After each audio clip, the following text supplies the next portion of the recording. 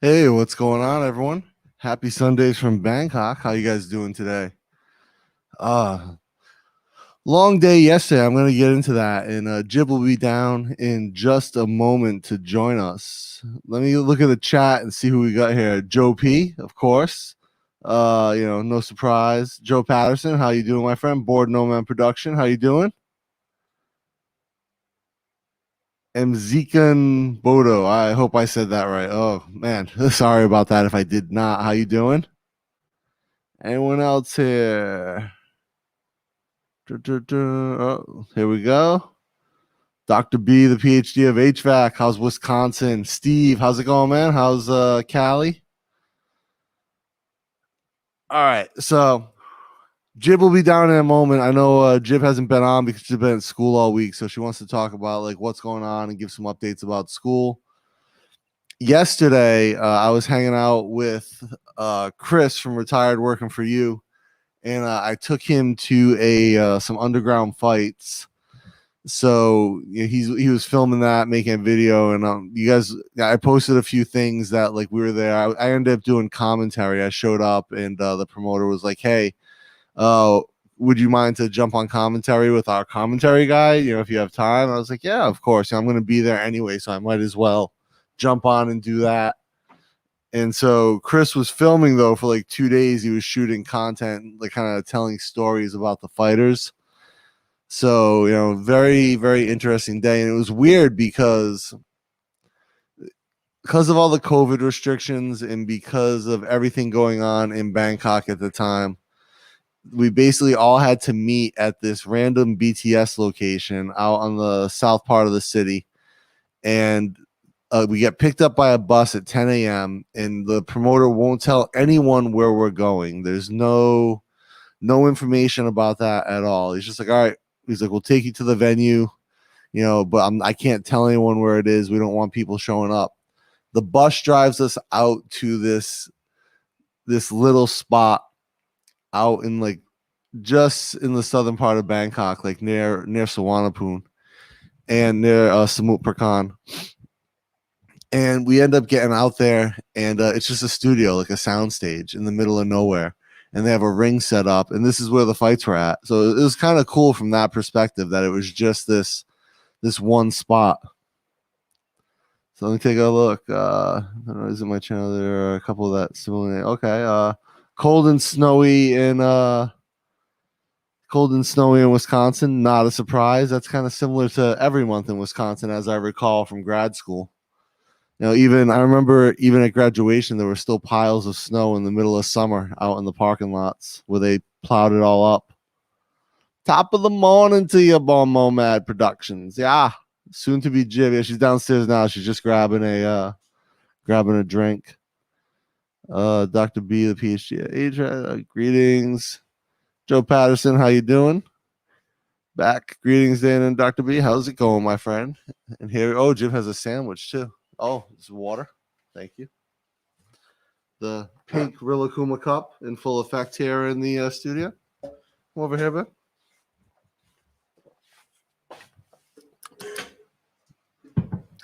Here's your microphone. And Jib has her ham and cheese sandwich and her Yakult drinking yogurt. Yeah, this one, Jib, you like this one a lot, right? The Yakult. Yeah, since I was kindergarten, I know this brand since then. And I think that it's kind of popular. Actually, the other day when we were on the bus going to the fights, we pulled up to an intersection of like two high school girls, that look like high school girls in high school uniforms selling this drink at the intersection. It's like for vocational school, they have like a more free time than like a high school because that program is like a study and like a work.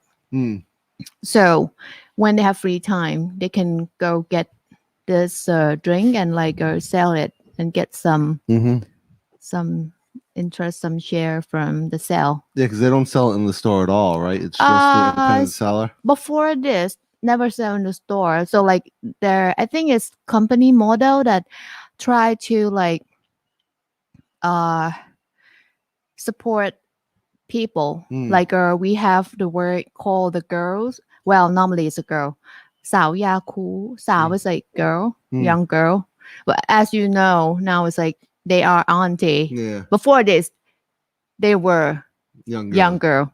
So 小亚哭. So like this company, they try to like um give a chance to the people to like they don't need a motorcycle. They just like okay, put it to their bag and walk around like a community area and sell it. So like normally like a company building, they will like order weekly and she will drop at a counter for them. I know that there was a story about BBC Thailand. This is like when the coup was going on. And BBC Thailand had reported some things, and the government was upset, and the military showed up at the office, and apparently the Yakut delivery had gone that day, and they dropped it off at the door, and the military police sat there and they drank all the Yakut, and then they left. Yeah, because like living in room 10 it's gonna go back. No, but it was a delivery for the BBC. Yeah. And they left it like they hang it on the door. Yeah. And then the military police, while they're waiting, they just drank all the Yakult that was left for the staff. Yeah. Why do you waste the food? It's just there. It's just there. I just thought it was funny that they don't waste the food. It's not gonna go bad quick. Everyone says greetings, Jib. Hello. Joe says sugar daddy's on the way. Yeah, he just shipped it out yesterday. I think it was yesterday or Saturday or Friday that he sent the message. And it'll be here 2 weeks, he said. Oh, I thought he shipped me the real one. Nice. Hi. And we have a project for Joe that we're working. Oh, I'm like over modding here. That's not good. I know we're working on a Joe project. Yeah. That will be we'll be filming that soon. So yeah, the Yakult thing is interesting. I get yours at the Thursday market usually up on Soy 17. Yes. And it's just an auntie that she doesn't have a motorcycle. I don't think she just sets up a cooler at that. Probably someone drops her off because there's no parking over there, or maybe she parks in the back of the soy. And it's just basically. Is there nothing in that sandwich? Is it? Oh, I see it on the other side. And so it's basically okay. It's full ham. Not just like. Yeah, not just a sliver. But she's quite small.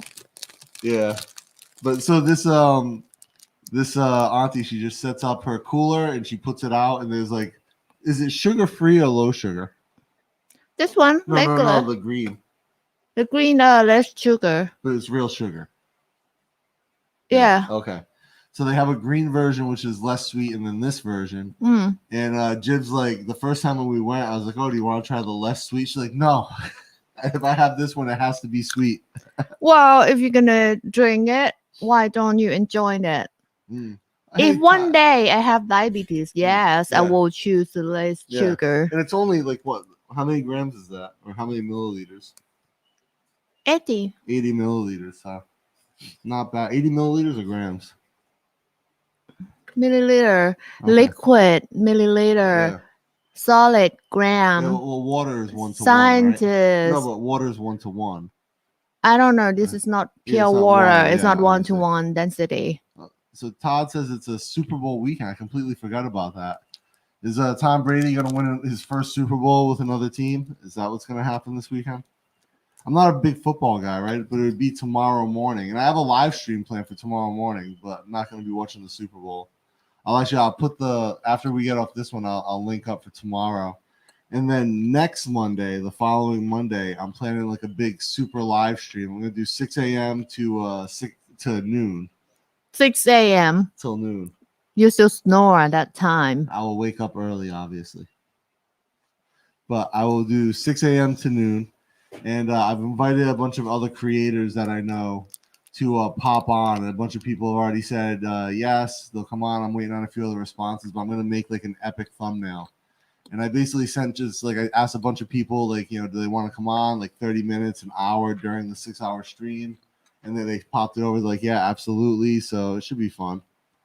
What's Dr. B say? I sent you a link to Whiskey Tribe where they took durian fruit turned it into alcohol. I thought you might like that. Oh, that sounds awesome. I tried to make durian into moonshine when I was a PhD student. I had a small still on the roof of my lab, and I would make moonshine up there with different fruits. And I tried durian once because I bought it from the market, and it's just like it was cheap and it looked like really soft and like it would be sweet. And the moonshine smelled like durian when it was done. It was like more of a low wine than it was like a straight moonshine. I couldn't get very high concentrations with the system I had. There's a homemade still. Sorry about that. Go Bucks. Hey Hugh, how's it going, man? Sensei Jib. What sensei? from Craft Food. Oh, Sifu Jib. ohayo gozaimasu. Mahomes will have back-to-back. Okay. So it looks like the Super Bowl is going to be an interesting thing. I mean, again, the Super Bowl is always interesting. I'm not a huge football fan, but when I was in the U.S., I would at least watch some of the Super Bowl, just because it's obviously an exciting game. A lot of people get involved with it. It's a football game. Yeah, you'll be at school, so you won't be watching it. Oh, I don't understand football. American football? Yeah, it's like why they fight so bad, like get a ball and throw it backward or something. Like I don't Like understand. Throw forward, run backward, something. No, it's Something backward, like American football and rugby. Like I don't get it. Yeah, I mean, you have to you have to spend some. You either have to grow up watching it, so like you kind of innately understand it, or you have to like spend some time to really understand it if you wanted to. That's all. But you don't want to, so it's okay. I understand badminton, tennis, ping pong, but not. Have you watched the Super Bowl? Yeah, no, commercials are where it's at, but now they put all the commercials on YouTube, Dr. B. So I just go to YouTube and can get all the commercials. Let's get Jib a little bit better into the frame here. No, stop moving. I can't line it up if you keep. Why can't I get? Oh, the weight is in the way. I'm like, what's blocking this? It's like my 600-gram weight. There we go. Yeah, the commercials are always good. I mean, millions and millions of dollars in commercials. Yeah, the commercials are really good though. Yeah, mostly for commercials. Savage Turtle, what's going on? Hey, Suburban Beard won, right? He sent me a message that it was Neon was a no-show, and so he won by default. That's awesome. I was on the bus for the fights when he was messaging me that he won. We were heading to the top secret location. Oh, Joe says the Super Bowl is 40 minutes from him. Nice. Are you gonna go, Joe? I think it's like only 25,000 fans allowed or something is what they said. Line is Chiefs by 3 over under 56. Ooh. So it sounds like it's going to be pretty close. Or at least the line is close. That's interesting. The line is like the betting line. The line is like the betting line. So you can say like the Chiefs will win 3 over 56. 3 over or under. Yeah, it's a lot of gambling going on with the game, I'm sure. And it's funny because I was talking to someone the other day, and he was saying that in his estimation, the stock market replaced a lot of gambling over the past year. So, that's been a lot of the renewed interest with like the whole Robinhood or GameStop stock. There's a lot of people like were more interested in the market because those are people who would normally do more gambling, like sports betting or casino gambling, and all of that has basically been shut down.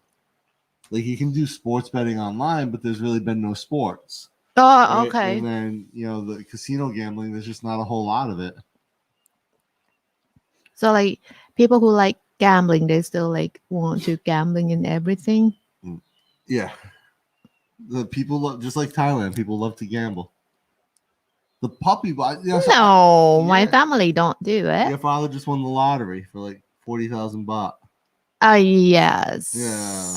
And that's the worst gambling of all. So I was never a big fan of the halftime show, Hugh, so I'm with you, but I've never watched the Puppy Bowl. There used to be Sci-Fi Channel used to have a halftime thing. I forget what it was called. but it was like a halftime thing that basically all sci-fi related. This is like probably 15 years ago. I used to watch that because it was kind of nerdy. Yeah. I'll have after. Thanks. Yeah, Senior Frank, I agree. 6 hours is a long time to do anything that isn't sleeping or money. But, 6-hour live stream, that's where it's going to be. I'm going to pop in. Like I said, I'm going to have a bunch of different creators popping in to do it. I can't go quite Mike P levels of the live stream because, he did his, 12-hour live stream before? And that was a little 12 crazy. hours. Yeah, 12 hours is a bit much. Mike did that too. Yeah, I was saying Mike did a 12-hour. I can't get to 12 hours. How can I'll just do 6. I can do like 12 hours live. Just like point camera to me when I do embroidery. That will be like 12 hours. But I'm not gonna look at camera at all. That's it. Just talk to the embroidery. Yeah.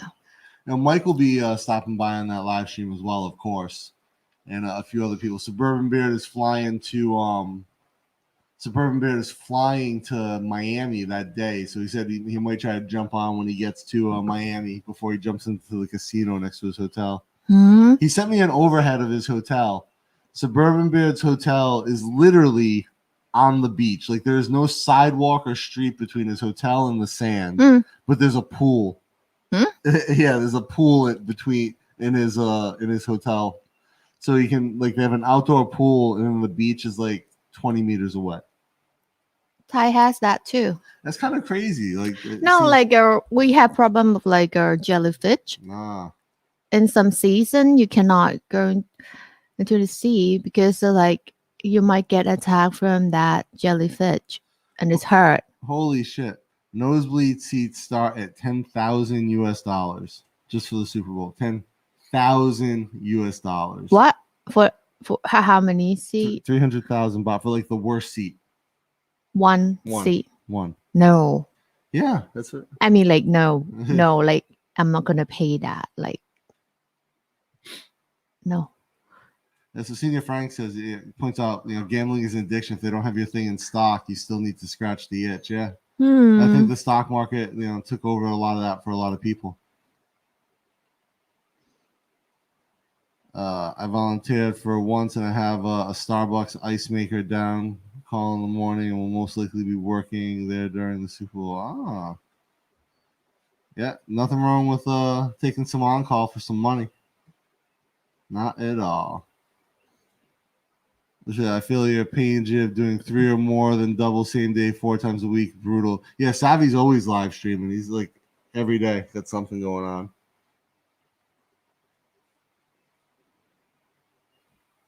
Remember now, Savvy has to draw on a beard. Yeah, you need a beard on the turtle for sure. I'll have to stock up on snacks and Coke Zero for next weekend. Hell yeah, stick around. I said.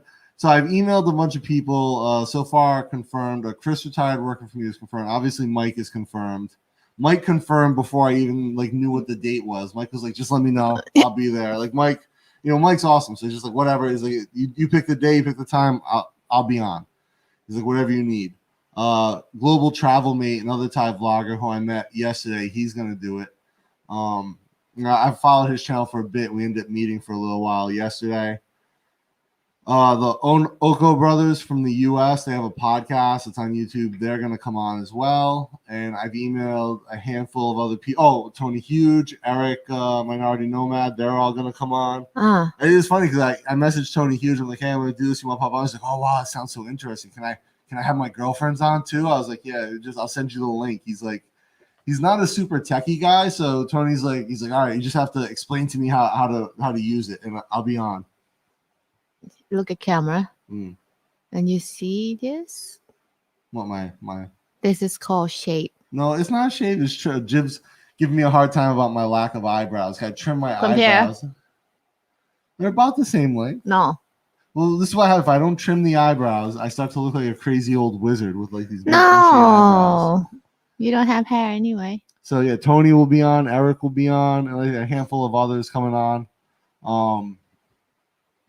And I'm expecting some more responses this week. I emailed few other creators, a few Instagram creators, a couple of guys who are like CEOs of like product companies that I really like their design. And so like Elos, and like those guys who I know personally, I have a relationship with. I message them and see what's up. So should be fun. You know, just people who can pop in. Oh, also the guy who runs Martial Arts Thailand, Paulo, he said he'll jump on in the morning, like 6 a.m. and jump on before he goes to work. But he's up that early anyway. I asked my buddy Ivan, excuse me, I asked my buddy Ivan who runs the Bold Hairspring, but that's like he'll be asleep. He lives in Spain. He's like that time is like he'll be asleep for hours at that point. So it'll be fun. And Jib will be on for like a little bit before she goes to school. No. Yeah, just like 5 minutes before you run out the door. Okay. Yeah. In your uniform. And so how's school been? You back this week? So at Monday live stream, no Jib. Yes. So how's it been being back at school? Knees pain, back pain, finger bleeding. That's it. Yeah. So at her school, right? There's no desks or anything, so they sit on the floor. It's a traditional style. Yeah. Thai traditional style. Because they all wear skirts, so she has to have like a blanket to cover her legs and no aircon in the room. Yes. But that room is like windy. Nice air. So before Jib started, I went to Muji and got Jib a cushion that folds up into a chair. So it has like a ratcheting hinge in the back. And so she has like a little bit of a backrest if she needs it. Yes, that's good. Good one. Is it comfortable still? Yes. Still good. Yeah, and I thought like at least that way she can kind of rest her back, so she's not hunched over her work all day. She can kind of lean back. You know, one of my friends cannot do this. What, touch her hands? Like touch and like make arms touch ears. Oh, yeah, I probably can't either. No. I hear that voice. Yeah, what part is that? My elbows and shoulders just popped. You know, my shoulders are too wide, so I can't. Oh, almost. No. Just a little bit. But like for her, it's like she can do like just this. Like, yeah. Okay. Because every day, like before we have our school break, every day embroider for like 3 months, something. Okay. So she's like face down to the frame and like keep working all day. So what time is the game starts at 6:30 in the morning? What time does the game end on Monday? Oh, yeah, Joe, I agree. Best seat for Super Bowl. Football's obviously there's something special about being in a stadium when a game is played and like the energy that you get from the crowd. There's something that is really special about that sometimes.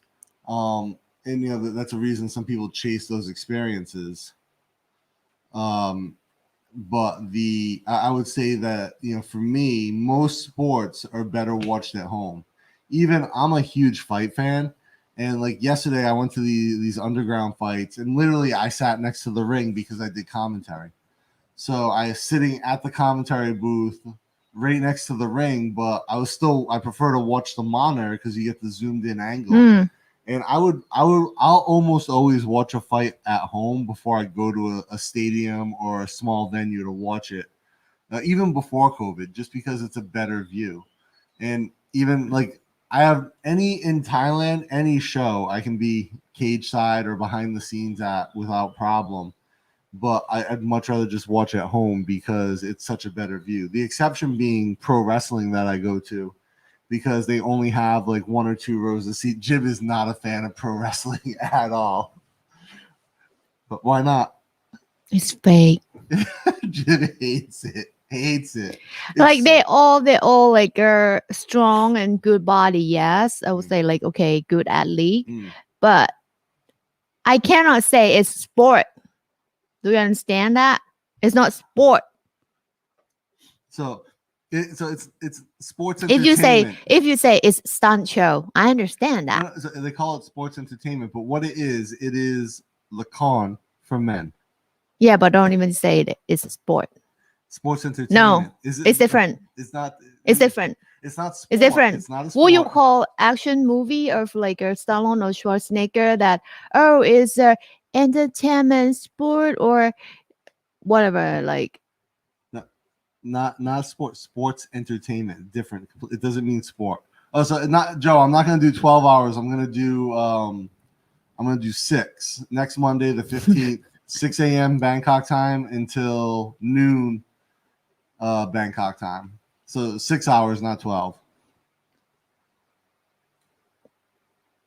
Yeah, just like seeing one of your favorite bands live, pros and cons, right? And even I've been to like a couple dozen concerts over my life. I don't think I've been to like a concert, like a big concert in more than a decade for sure. And not since I lived in Thailand. We've been to like a couple of like symphony concerts. yes. Symphony orchestra. We went to the jazz festival Mm. at Mahidol, which was beautiful. Mm-hmm. But those are kind of a different thing than like going to a rock concert. Like when I saw the Chili Peppers live, like it was great energy, good music, but we were so, even though we were up in the first section of seats, we're so far back, like I couldn't tell Anthony Kiedis from Flea if it wasn't, for hair, whipping around.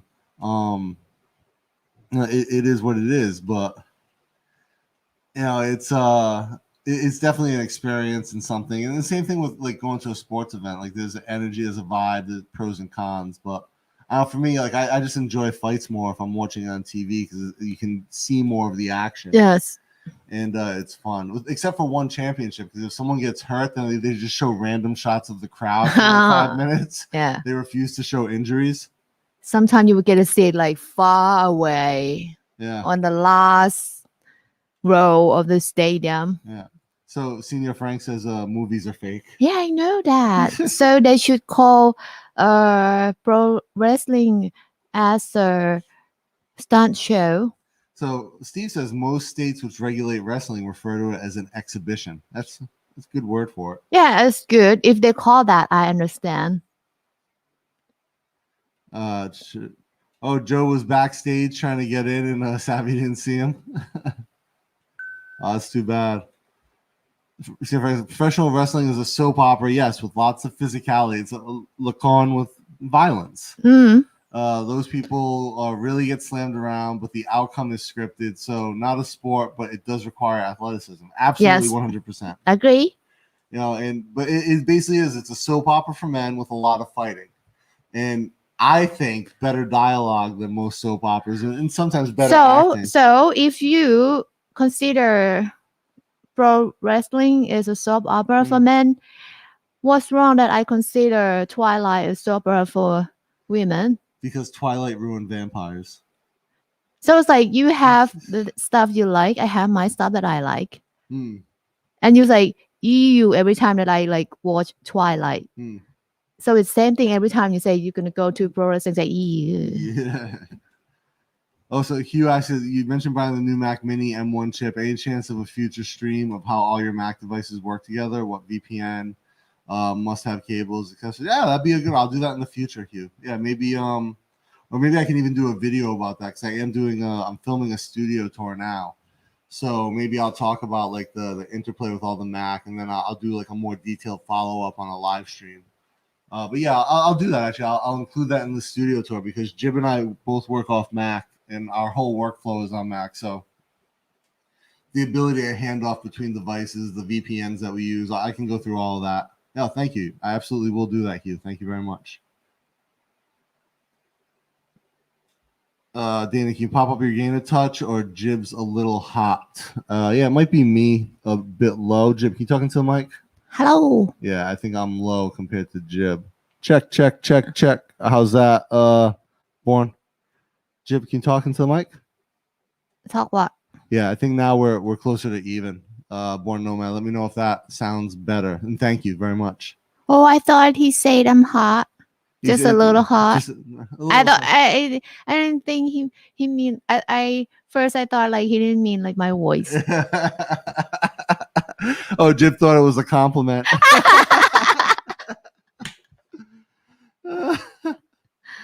Oh, there we go. Oh, Mike says, I enjoyed the MMA you did. Surprised how good the girls were.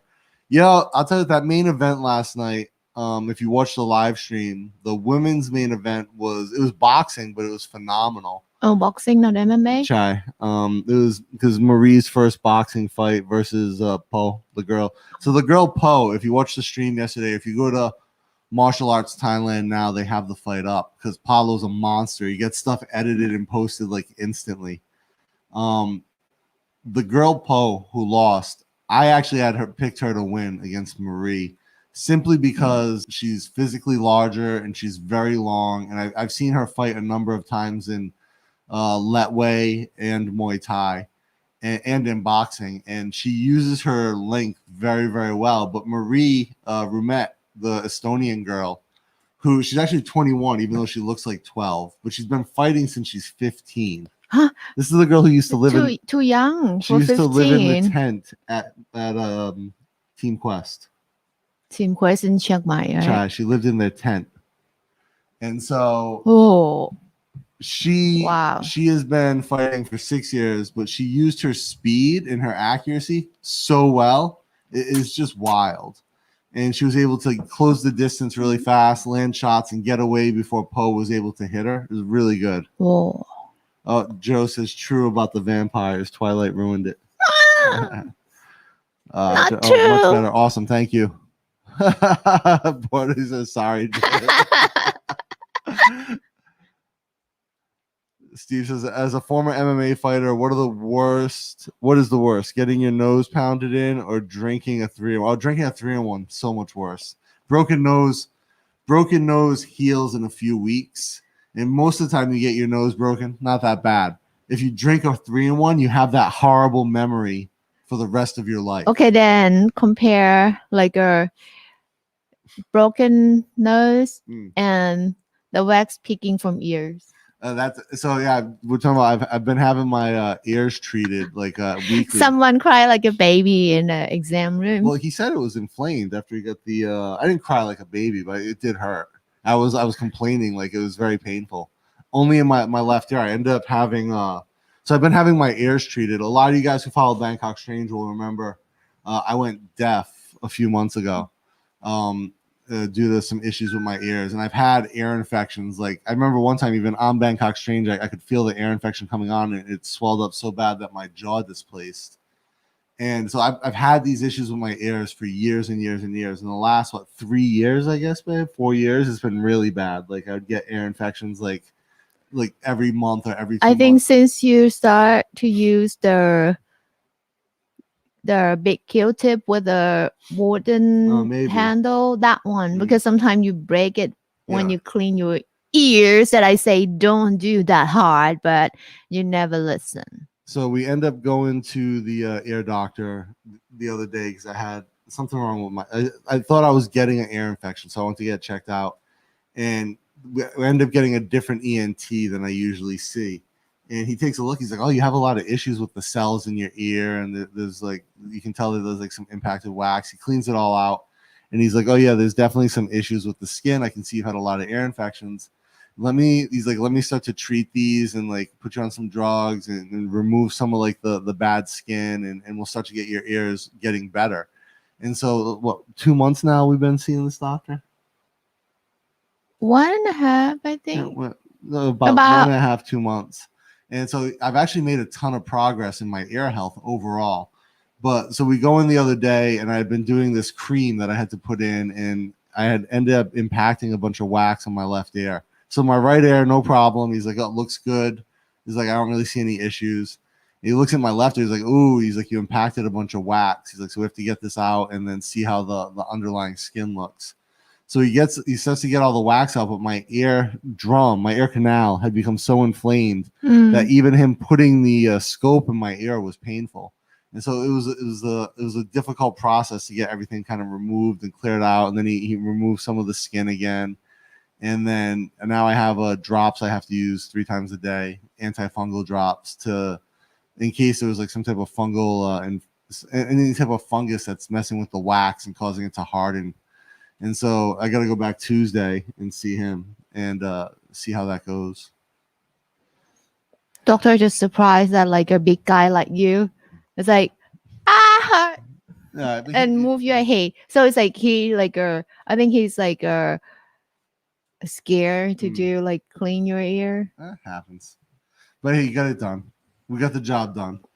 My opinion on Twilight is that it wasn't made for me. The people it was made for really like it. It can relate to or have been in comic and sci-fi when you could catch a beating for that. Yeah, no, man. Look, I mean, I think one of my favorite memes of all time is it shows the girl and the vampire dude from Twilight sitting together, and behind them is someone edited in Blade, and it says how Twilight should have ended. And I think that's perfect. That's probably in my mind. That's how Twilight ended. Blade showed up and killed them both. No. Oh, Joe said he's sending cake. Is it? Oh, my watch isn't popping up. Here we go. Oh yeah, Joe. Thank you for the cake, my friend. Thank you, Joe. Yeah, very, very much. To have with your sandwich. Oh, when you come here to Bangkok, I will take you to Coffee Bean by Dao. Yeah. Oh, you'll like that place, Joe. Yes. Oh, so Mike asked, "What is drinking 3-in-1?" Oh, the most horrific of all beverages. It's a coffee flavored sugar beverage, and it's instant, and you just pour it into. It's not coffee flavor. It's coffee, instant coffee powder mixed with sugar and lactose. like casein, actually. cream casein. powder. Yeah. It's basically a pre-mixed sugar, cream, coffee flavored junk that people pass off for coffee here. It's not junk. It's junk. When someone wake up to make coffee, that's how I can have my coffee. So bad. Not a very good beverage, especially when Thailand has such good coffee. Actually, Chris is going to send me a link to where he buys fresh roasted coffee from Shanghai, basically the same price that we get the Via Ping. Okay. So I thought we'll try it one time. Are you sure it's not named Ying Ping? No, it's some different company. Okay. Because he saw our coffee. Okay. Yeah, faux coffee is gross as fuck. That's right. What's that? Faux, fake coffee. If it's not ground and brewed fresh, it's not coffee. It's called instant coffee. But just like you say wrestling, you said wrestling isn't sport. 3-in-1 is not coffee. But it has coffee powder in it, isn't it? It doesn't have coffee beans, coffee grounds. You don't brew it. You just add water, not coffee.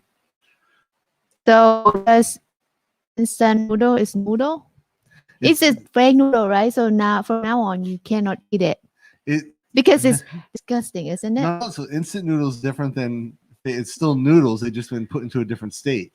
This coffee is an extraction from beans. This is just some powdered version of a previously extracted liquid. Huh. So yes, fake coffee. Fake, just like fake news. Fake coffee. Fake coffee. So what have you been working on at school, baby? You've had a couple big projects going on. You want to see it? Yeah, let's see your stuff. So Jib got her new teak wood embroidery legs in today, but they're too big to show on the stream because they're huge. We don't have enough room to back up and actually get it in frame.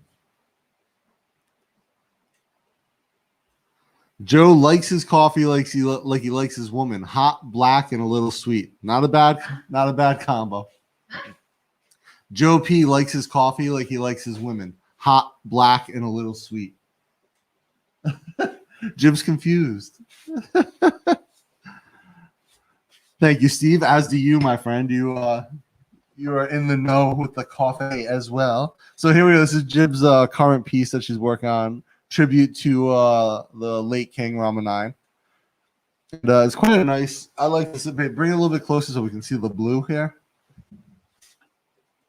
So this blue part that she's added, the blue thread. I can't. There we go. That part that's the newest piece she was working on last night. The newest segment. How close to this is done? We like this. Yeah. Consider first layer. Oh. And then need to like decorate this part, the crown. Mm-hmm. Well, this is Thai crown. So how long? Like how much longer for this piece? So I think another 2 days should be good. Like two more days. so I gonna put the second layer at home. So on Tuesday, when the teacher who guide this come on a Tuesday, she will teach me to do on the third layer, which is the last layer. Steve says that's beautiful. Thank you. It's so nice. It's one of my favorite ones that she's done so far. It's quite nice. It's a gold work. That's why it's beautiful. It's like shining and like look like a glitter. So what's gonna happen to this one? What are you gonna put this one on? Because everything gets put into like a practical application. After. For this one, I will put in a frame. Okay. Nice frame that I'm gonna go to shop and order them to make the frame, and I will hang it like high on the wall, because here we respect the king or the king. So whatever, like a photo, art piece of like his face, something, we put it high. Like, so what type of frame are you gonna do? Wood or metal? Wood. Wood. Simple. Or you're gonna have like kind of ridges or like. It has to be like have deep in like thick frame, because this part you see is like pop. So my work is pop. So like need like at least like 2 layers of the frame before the glass. No, I mean, are you gonna have the frame like more simple, like clean edges, or you're gonna have a lot of designs cut into the frame? Not too fancy, but not too plain.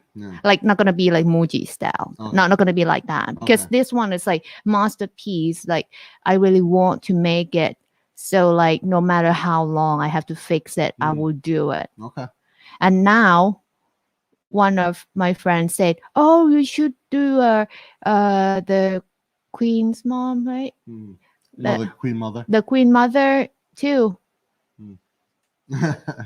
It's like, oh, no time for that, right? Another work. But like I can do it when after I graduate. Joe, yeah, that's the word I was looking for. Ornate, thank you. What's that? Ornate, like how ornate, how like detailed is the frame gonna be? Oh, I don't know that word. So yeah, Jib said, thank you, Joe. Jib said like just a little bit. Jib, I can bedazzle the shit out of a pair of jeans. What's that? Bedazzle's like stamping little like rhinestones.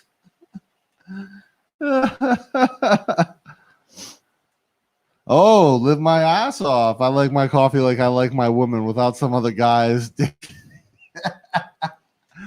You obviously do not hang out with our friend Tony. Obviously, Mike's. Because I'm pretty sure that is not how Tony likes his women or his coffee.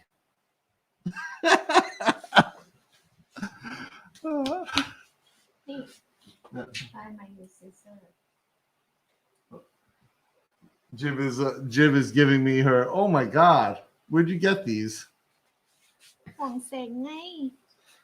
So Jib just.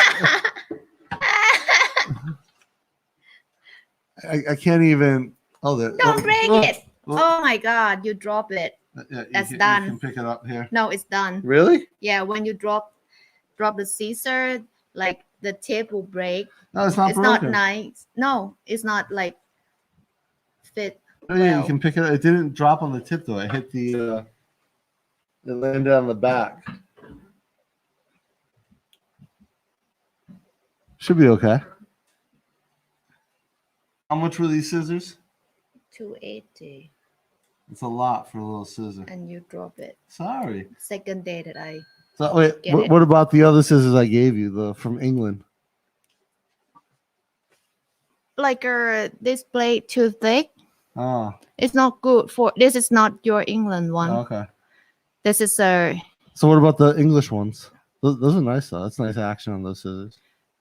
I use it to cut the gold piece because it's strong. It's thick enough to like clip it one time. Yeah. But it's not good for thread. Yeah. It's not delicate. Oh, Richard B, how's it going? You got this. Yeah. You got this. Oh, nice. Yeah, too small for my hands, obviously. So I'm sure Mike doesn't like coffee. He likes 3-in-1. Yeah, that's right. Absolutely. Mike's a 3-in-1. He also, but to be fair, Steve, he does also like Cafe Boran, which is like the Thai coffee with herbs in it. So like he's like half. Like he does occasionally. I would say 90% of the time Mike's likes the 3-in-1, and then the other 10% of the time he'll drink Cafe Boran if he has a chance. Looks like a tattoo for you, Day. No, I don't know if I could get that. So all my tattoos are black and gray, and all of Jib's work has quite a bit of color in it. Okay. Jib's gonna run upstairs just for a minute. She'll be back. Actually, Jib and I have talked about like a style that she wants to work on later on, which is embroidering American traditional or really probably more neo-traditional tattoo designs with the expanded color palette and translating that into embroidery art pieces. Dr. B, any of you guys know an American who would like to teach English or an American English school at an American English school in Prayer? Yeah, I know my buddy Raw Dog Eddie. I think he wants to move back to Thailand and he's interested in that northern province, those northern areas. So when he can get into Thailand, I think he would definitely be interested, Dr. B. Black coffee on ice in summer, hot in winter. Joey, I agree. Well, I like hot coffee in the morning, but you know, we'll usually have the aircon on anyway. But yeah, the other day I had a coffee tonic that absolutely was the most refreshing thing I'd had in a long time. So it was a coffee tonic that popped up that we got at the cafe if you watch the art video. And it was just done really well with like a little bit of citrus, coffee tonic, and a shot of espresso. And so refreshing as a summer drink. That is up north. I think near Chiang Mai, a couple hours maybe. I hear, yeah. Prayer is 3 hours south of Chiang Mai in northern Thailand. Yeah. Have Raw Dog email me. I will. I'll give Dr. B. He's teaching him at the moment. He hasn't been able to get a visa into Thailand because we was trying to get it from the U.S. There was nothing available, and then he got the job in Vietnam, so he left and went there to teach. But he has a strong desire to return to the land of smiles. Hot coffee all day, every day. Hot coffee year round. I'm such a coffee purist. I never drink it cold. Would you drink a Diet Coke hot? Exactly. Oh, what about cold brew, Steve? You ever have cold brew? I'm a fan. I don't like iced coffee as much as I prefer cold brew if I'm going to drink coffee that way. Which is, you know, generally a darker roast too. So get a cold brew coffee, darker roast, no ice, you know, and then, you know, but ice cold. I think that's a refreshing drink. Or, you know, like I said, the coffee tonic was fantastic. A little kind of like a coffee cocktail. And I've also made I've also had a cocktail that I've made where I was making an old fashioned and I poured the bourbon through some coffee beans in a like a pour over filter to infuse a little bit of coffee flavor into the old fashioned prior to making it. And I thought that came out really nice. It adds another layer of complexity. Joe says, looking forward to spending time in some part of Asia 2 years until retirement. Nice, Joe. What are your areas that you're thinking about right now when you retire that you want to relocate to? Where's Thailand on the list in comparison to some other areas? Oh, you can get Raw Dog a visa. Nice. Yeah, don't tell him he hates it when I call him Raw Dog Eddie, but Jim says you should hate me, but he has earned that name.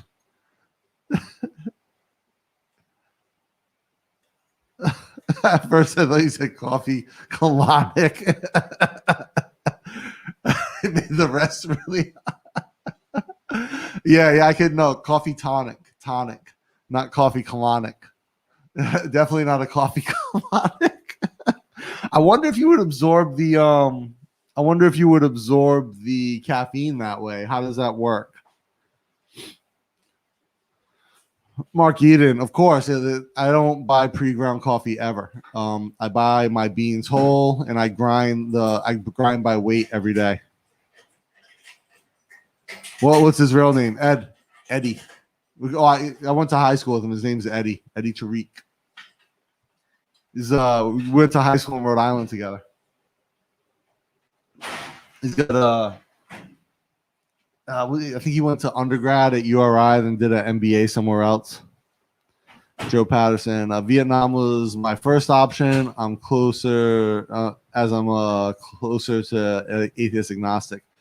I think that as a atheist myself, Joe, Vietnam, good choice. I think any Buddhist country actually is a good fit for a Western atheist, in my opinion. And in Vietnam, obviously, isn't like officially Buddhist, but there's quite a bit of Christianity in Vietnam.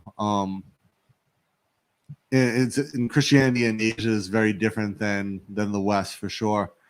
But Buddhist countries are very laid back with that for the most part, with the exception of Myanmar, which is Buddhism's kind of crazy, like militant there.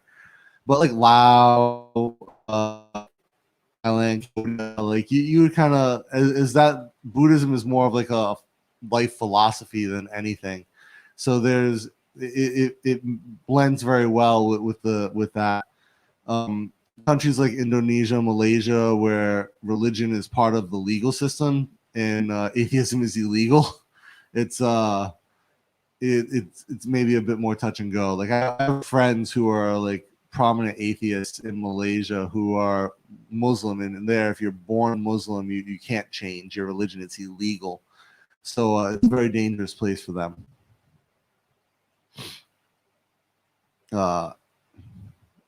LOLs, Laos, Thailand now. Not sure who's number one. Yeah, I mean, take a visit. You gotta see what vibes with you the best, man.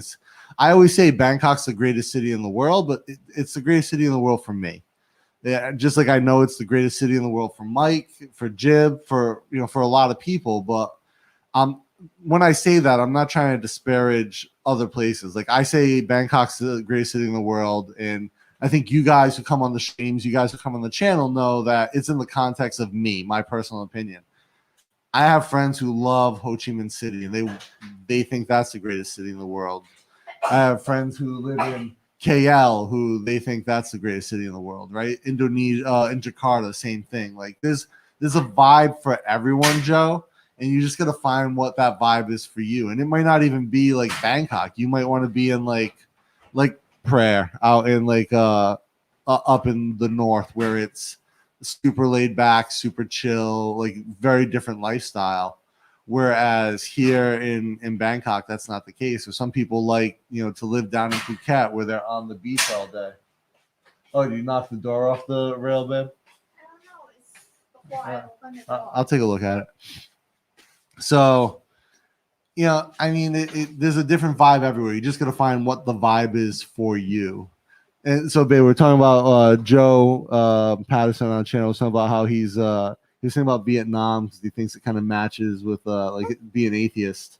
Well, I think like let's say, I think any Buddhist country, any country with a majority Buddhism, is very friendly for an atheist or agnostic to come to because it's not really as focus of religion as Western religions, and it's very kind of like sabai. Yeah, like as Buddhist, you don't like in a city life. No one check that. Oh, do you go to temple?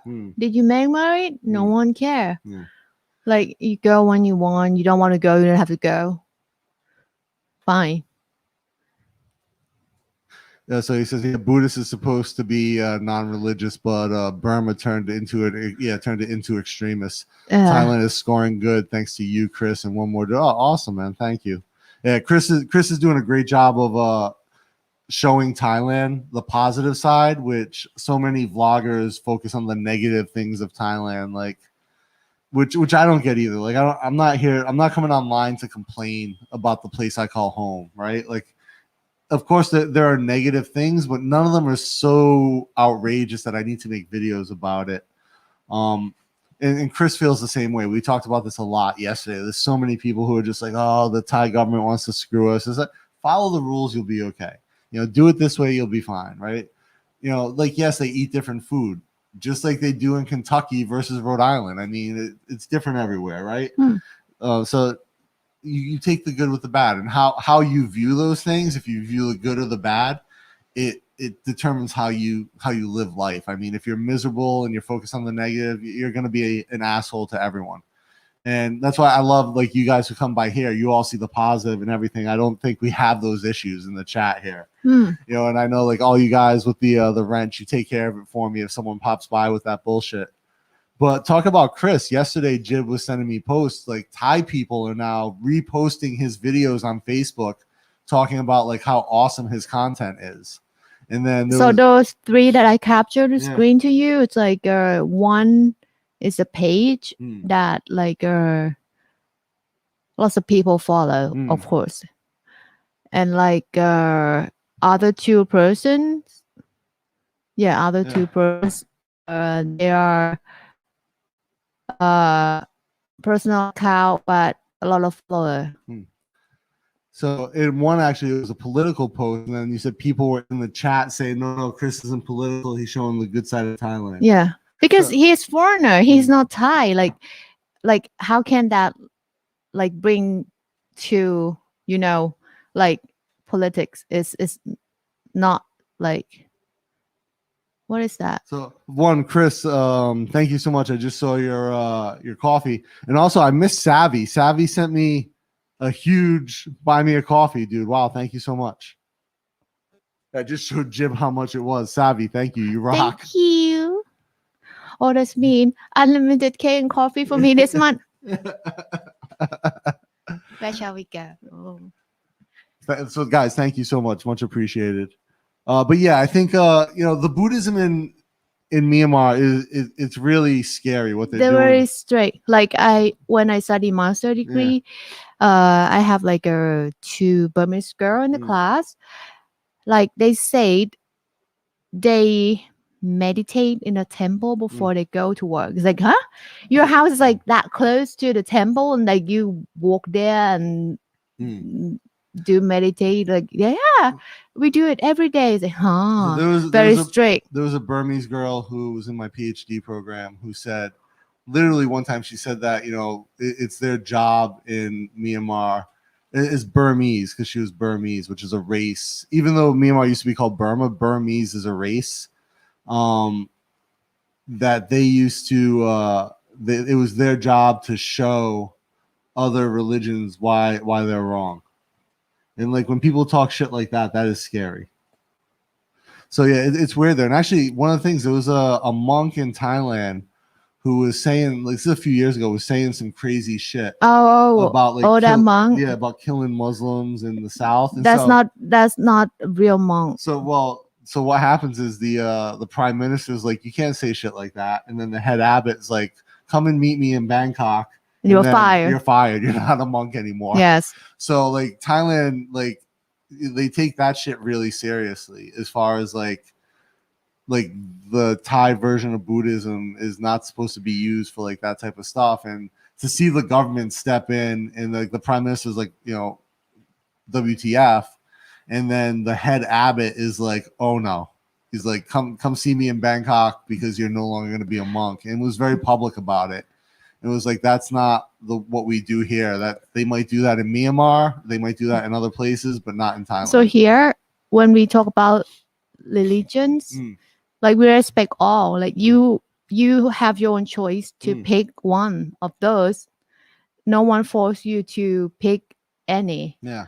Like, so we respect, like, okay, you have your own rule, your own style. Like, okay, you follow it, but everyone have to follow Thai law at all. Yeah. Like, fine, and we respect. Don't joke. Like say, oh, this one not good. This one looks stupid. We don't do that here. Yeah, and it's very, like, again, I think Thai Buddhism is very sabai. It's very much in line with the previous king's mantra, which was, I'm I believe the translation of his like philosophy was live within your means. What's that? Live sustainably, live Oh, within your means.ใช่ Is like his previous was the previous king's mantra or so it's theme, like yeah. the meaning, like some people like understand it wrong way. Yeah. So the main thing from what he said is like you live with what you have. Yeah. So like if you're rich, you can live like rich life. You can buy Bentley, no problem, as long as you can pay your bill, buy your food, can go to hospital, feed your kids, right? Yeah. But some like in the middle class or like poorer, they try to make themselves look like they're rich, which is they're not. And with that behavior, it will have a problem of like they cannot pay the bill and come with a big debt, you know. That's bring like a family problem for sure, and cannot feed the kid, cannot pay for school, everything. So that's why he said like, okay, live with what you have. Yeah, I mean, I think it makes a lot of sense. And it doesn't fits mean in- like you have to sell everything in the city, give up, like No, quit your work and go to be a farmer in somewhere. yeah, we say like People think like that, but actually it's not. live within your means, right? So like if you have means, live within those means, and be humble, right? It's the other Yes. part of it. So yeah, and great philosophy, and it makes life here very easy for a lot of people who kind of embrace that. So Steve asked, at what point in life did you decide to go to BKK? Decide to come to BKK, PBK. Boy, big Burger King, big Burger King. I first went to Burger King at age 5, and I knew I was in love. Burger King, mushroom truffle. Yeah, that's Jim's favorite, the mushroom truffle Swiss burger. Cheese. Yeah. So the first time I came to Bangkok was 2010, I guess, and this was my second trip ever to Asia. Thank you. Thanks, man. And the first time I was in Bangkok, and just something about the city spoke to me. And then when I came back again, it kept like, it was always impressive. It's not like, I've been to New York, and New York kind of wears on you and it grinds, and San Francisco is the same thing. It's cool for a little bit, but like there are other parts of there are neighborhoods of San Francisco that are awesome, but San Francisco as a whole kind of always wore on me a bit. In New York as well, there are neighborhoods in New York that I love, but like the whole living in the city, I couldn't see it. And then Bangkok was completely different. And just something about that. From the first time I came, I was drawn here, and then I ended up, making the move. Yeah, Chris, I saw yours. Thank you very much, my friend. To go with Jib's cake, coffee. Senior Frank said, I love Bangkok, but if I could convince the woman to move, I would live somewhere else and come back here for a couple of months a year over the winter. Oh, so where would you choose, Senior Frank? Like, what would be your first choice if she said, okay, anywhere you want to move to, we'll move? What would be your first choice? Over the winter, he means 2 days. No, he'll come back here when it's winter wherever he moves to. Okay. Yeah. So Joe says, I'm very spiritual, just leave religions alone. Yeah, man, I think that's a good way for a lot of people to look at things. Like, and to me, it's like a personal thing. Like I always say, like, yeah, I'm atheist, and I argue with Jib that she probably is as well, but she will always say that no, she's Buddhist. And I'll ask her, well, do you believe in a God? No. Do you believe in spirits? No. Do you believe in all this other crazy shit? And she's like, no. But it works for her, so it works for her, and we kind of laugh about it. But and Jib will like you'll do make merit with your family, right, at the temple, especially like when what is it, 3 years? Like it's like there's a time frame after people die that you usually go, like 100 days.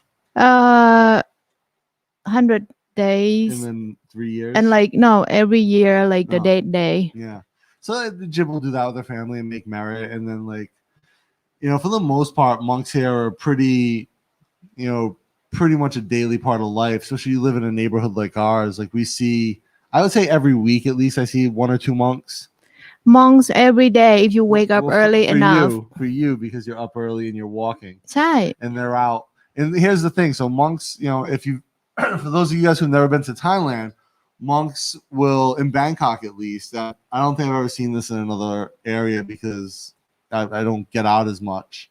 But when you're in Bangkok, in the morning, the monks will walk at like 5 a.m. They have like a pot that they walk with that has a special name. Bad. And they'll walk with that. And that's it. They just walk up and down the sois. And people will wake up early and come out and they'll put food in that pot, and then they bring it back to the temple, and the monks set everything up and they eat because they only eat once a day. And they have to stop. They have to eat before I think 11 a.m. Is that right? Or 12 a.m. Before 12. Before 12. And so the current head abbot of all of Thailand said that what people should not do is give the monks money. He's like, that's not why they're out there. They're not out there to get cash. All that's taken care of for them. But like, if you want to make merit and do something, give the monks either food or something they can use, like candles. Then don't. Jib always says this, and this is a good point, both from a financial perspective and just like a usability perspective. Don't go and buy like the orange thing at like Big C and give that to the monks, because all that stuff is like expired and it's like 3 times the price it would normally be, right? It's like I don't know, maybe it depends on the brand. I never read the name of the bucket, like who packed it. But the stuff that they put inside sometimes it's like almost expired. Yeah. Some already expired. And they pack like a detergent with the tea leaf, which is the tea leaf will get the smell of the detergent for sure. Yeah. And like many things, it's like a cheap stuff that actually you can get it like a better price by yourself, and you just pack it. Yeah. Just get the box yourself and pick the good thing, like or soap or common medicine or the tea that you think the monk will like. The last time Jib went to make merit, we bought the rice and you packed it. Yes. You packed it individually. So that's a set of a dry food. So like the monk can keep it at the temple. Like fresh food go bad in one day, right? Yeah. But dry food, like the monk can give away to the poor people around the temple, or sometimes for the poor people, they don't have enough cash. They will go to the temple and ask for food. Monk will share. Monk will share like the cooked food that they just get it today, and then give some the dry food that like people like us like give to them. I've seen a monk stop and give someone food out of their little pot. Yeah. Yeah. So like they share. Yeah, I agree with Chris that Buddhism's very relaxing. I think just in general, it's a very relaxing religion, like the way they approach life. And if you want to thank someone spiritually, it's not a bad idea. Like that practice of meditation and to be kind of like relaxed. Especially like compared to Western religions, where I feel like people tend to be a little bit aggressive and a little bit like in your face about it. I find that off-putting. Especially I grew up Catholic, and I grew up in a Catholic so you're family. Christian. So you're Christian. I never know that. No, I am not, obviously. So this is Sunday. We should go to church. Absolutely not. But so I grew up in a Catholic family, and I went to Catholic school, and it's just weird altogether. Like when you start to look at it kind of logically, it's a bit crazy. Joe says, "How do I feel about Cambodia?" So how I feel about Cambodia is that I love the country of Cambodia. I think it's fantastic. How do I feel about expats who decide to move to Cambodia? Well, I've talked about that on Bangkok Strange. You guys can see that there. Mike says, all religions are just different note of the same symphony. I don't know if I would agree with that. Some of those notes are way off. Or sometimes I feel like it's a different symphony altogether. I definitely think the West and the East are playing 2 different symphonies. I'll say that, Mike. Maybe it's depend on like when they start religions, like how the community that time, how like social that time, they might need something to like make rules or control people, make them calm and like can live together. I don't know, I guess. I would say that the philosophies behind religion, generally speaking, like the underlying philosophical belief systems, are generally not horrible. It's when, you know, these ideas get put in the hands of people who then manipulate a population with them. I think that's really what turns me off about religion personally. It's this concept of, you know, control, and especially countries where religion becomes the law. And like that's difficult. Yeah, and Jib knows what we're talking. All you guys are not dumb. You know where we're referring to. I think in those cases that's a very scary situation to be in for both people who are there and people who are not. Like if I'm not like in that religion, well, what am I gonna do? Like that's like I don't know anything about that. Do I have to read more books to understand before I can go there? Like, no, you know.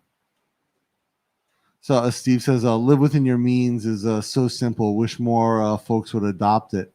Yeah, I think it's a great philosophy for life. Live within your means. Ramanayan's ideas. But it doesn't mean like you can't be rich. Like you can work hard, save more, make more, improve your means, and then you can you spend more when you can make more.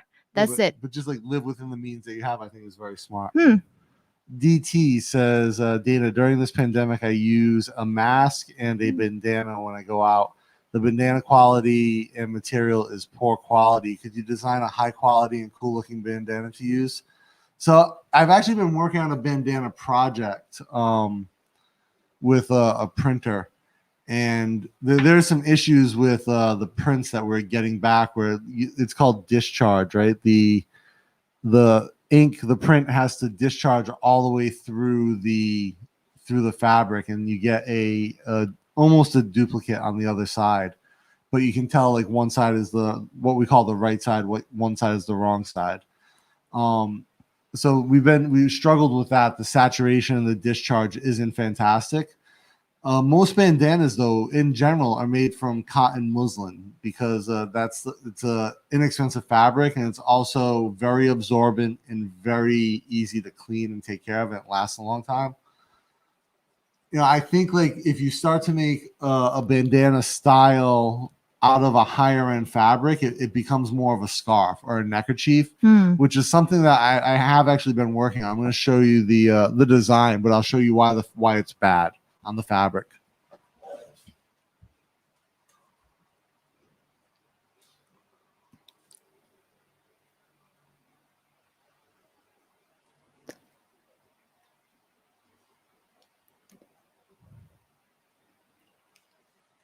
Like, so our bandana not gonna like close well with the face shape. Yeah. Right? Also, if you were to use a bandana as a mask, you do get big gaps, which is not ideal for a mask. So this is a bandana design that I did, and the edge is wrong, but it's okay.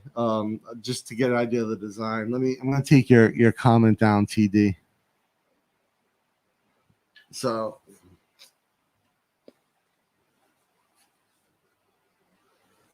this is a design that I did with another company in the U.S. So we use their imagery, but it's designed by Dapper Villains, but with their imagery.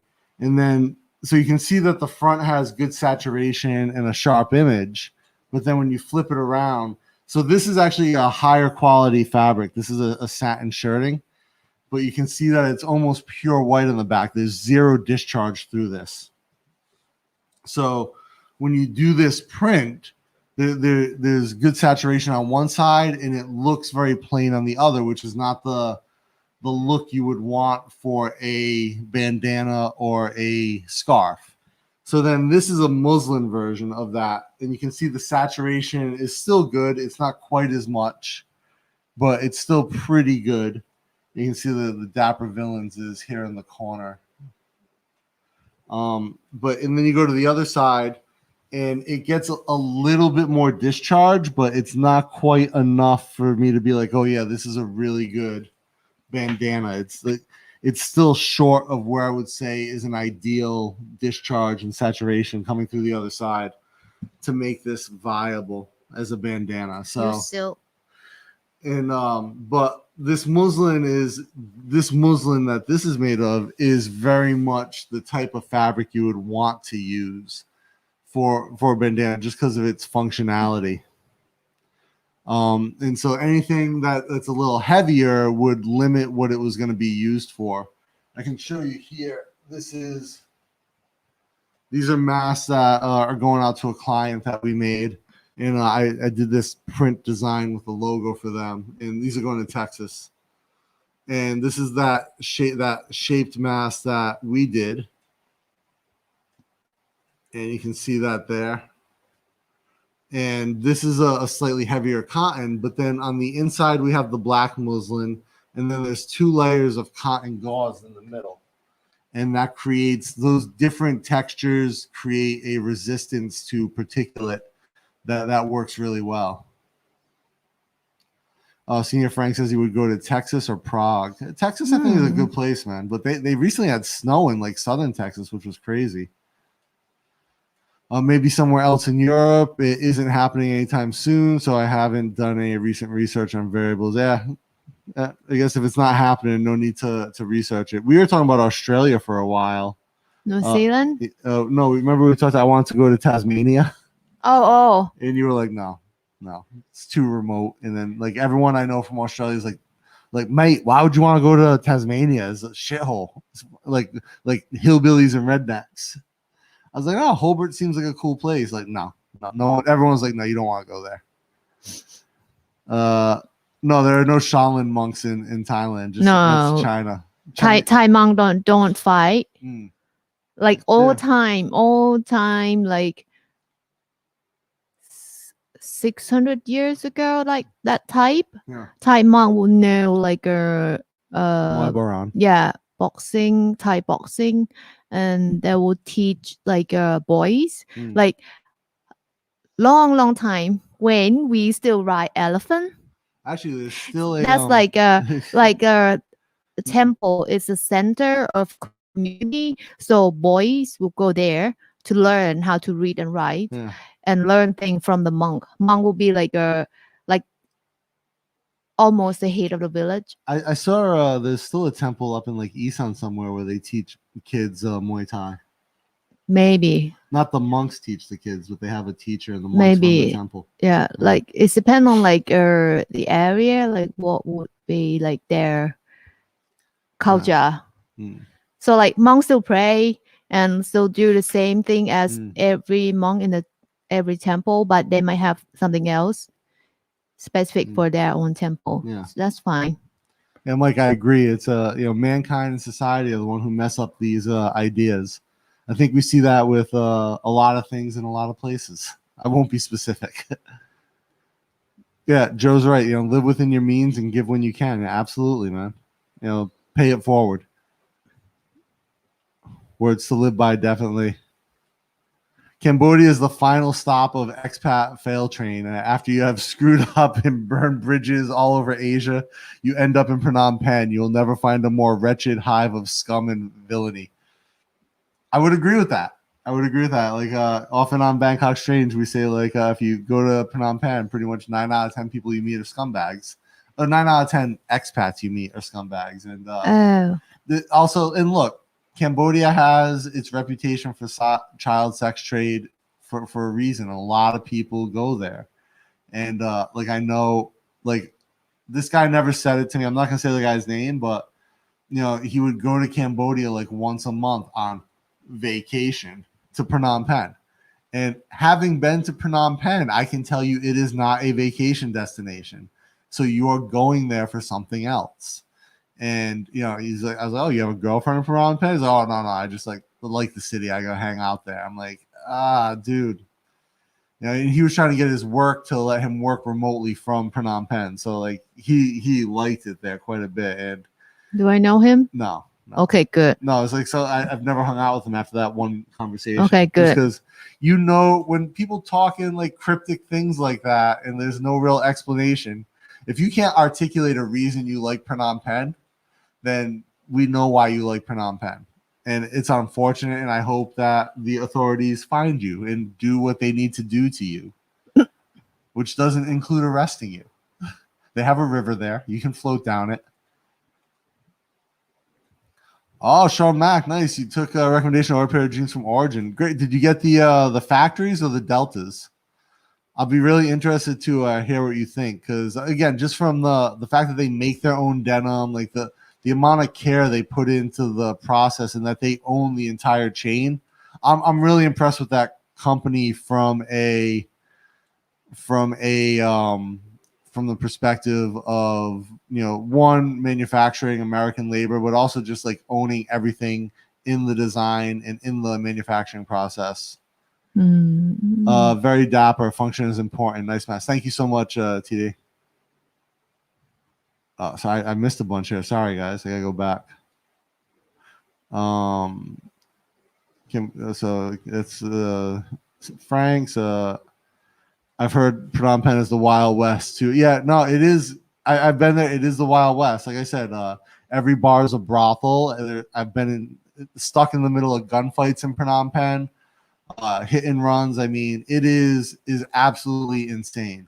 Maybe you should tell like what year is that? Like that was now, maybe like things change. Eric was there last year, 2 years ago, 2019. Okay, and he said nothing had changed.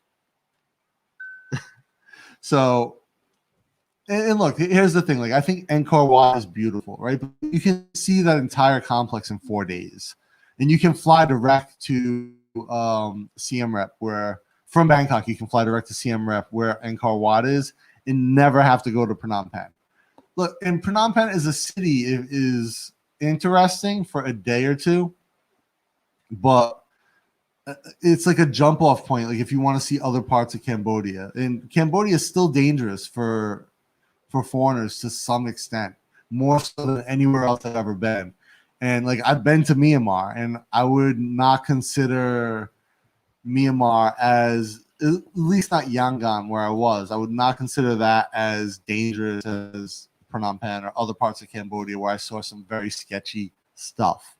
And I think a lot of people think it's like, oh, it's cool and and whatever, but yeah, I would definitely not agree. Laos. I keep wanting to go to Laos, and we never make it. And I want to go to Vientiane and Vientiane. Vientiane. Now we call Vientiane, but like English spelling is Vientiane. Yeah. So I've always wanted to go there. We've yet to go, and I think mostly we haven't gone just because it's such there's a low barrier of entry to go there, and it's just like, oh well, we'll do something else this weekend. We can always go, but I think the last year and a half have taught us that you can't always go. So I think we'll make that trip at some point when you're not in school, because Jib can't travel right now because she has a limit on how far she can go. No, student can go, not the staff. Oh, okay.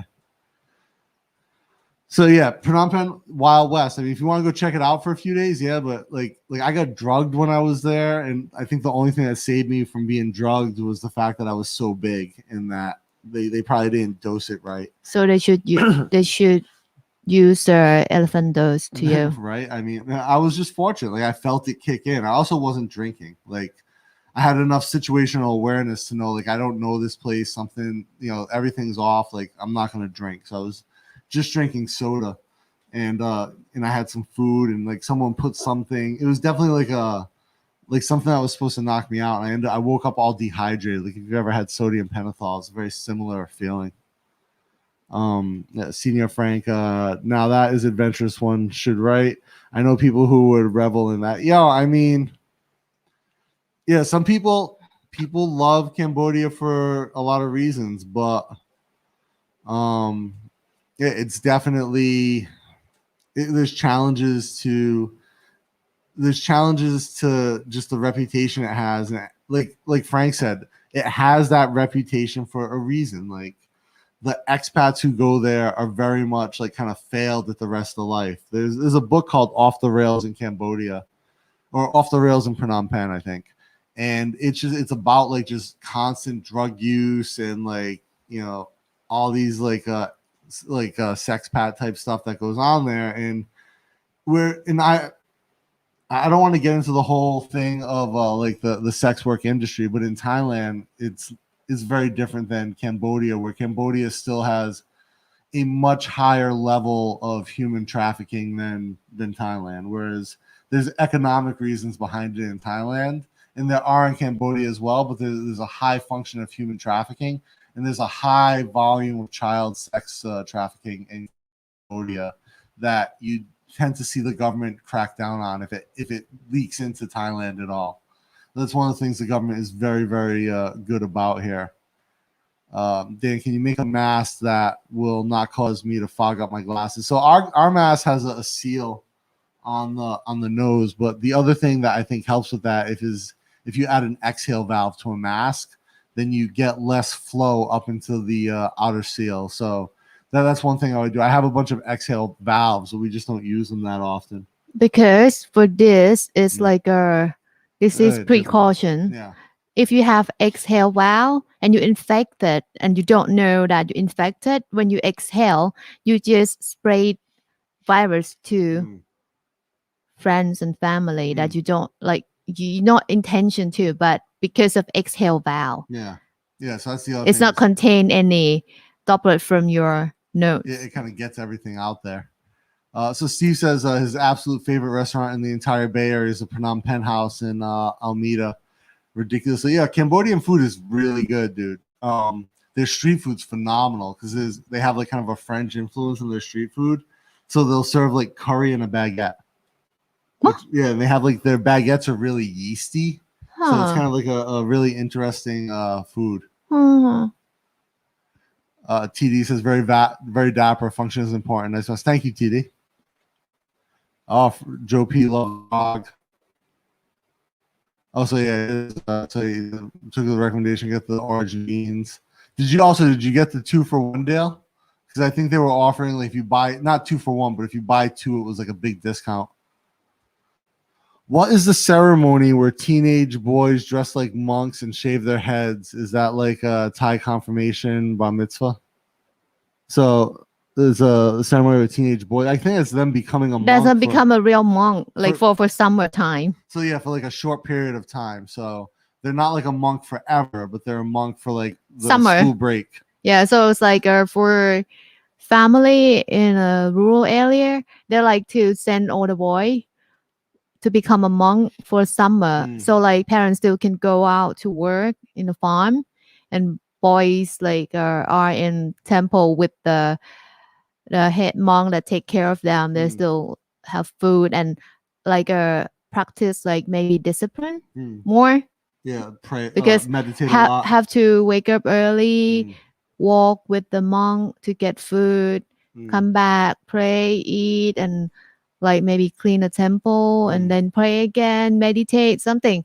So it's like maybe it's a good way to teach a discipline to boys. Not to girls.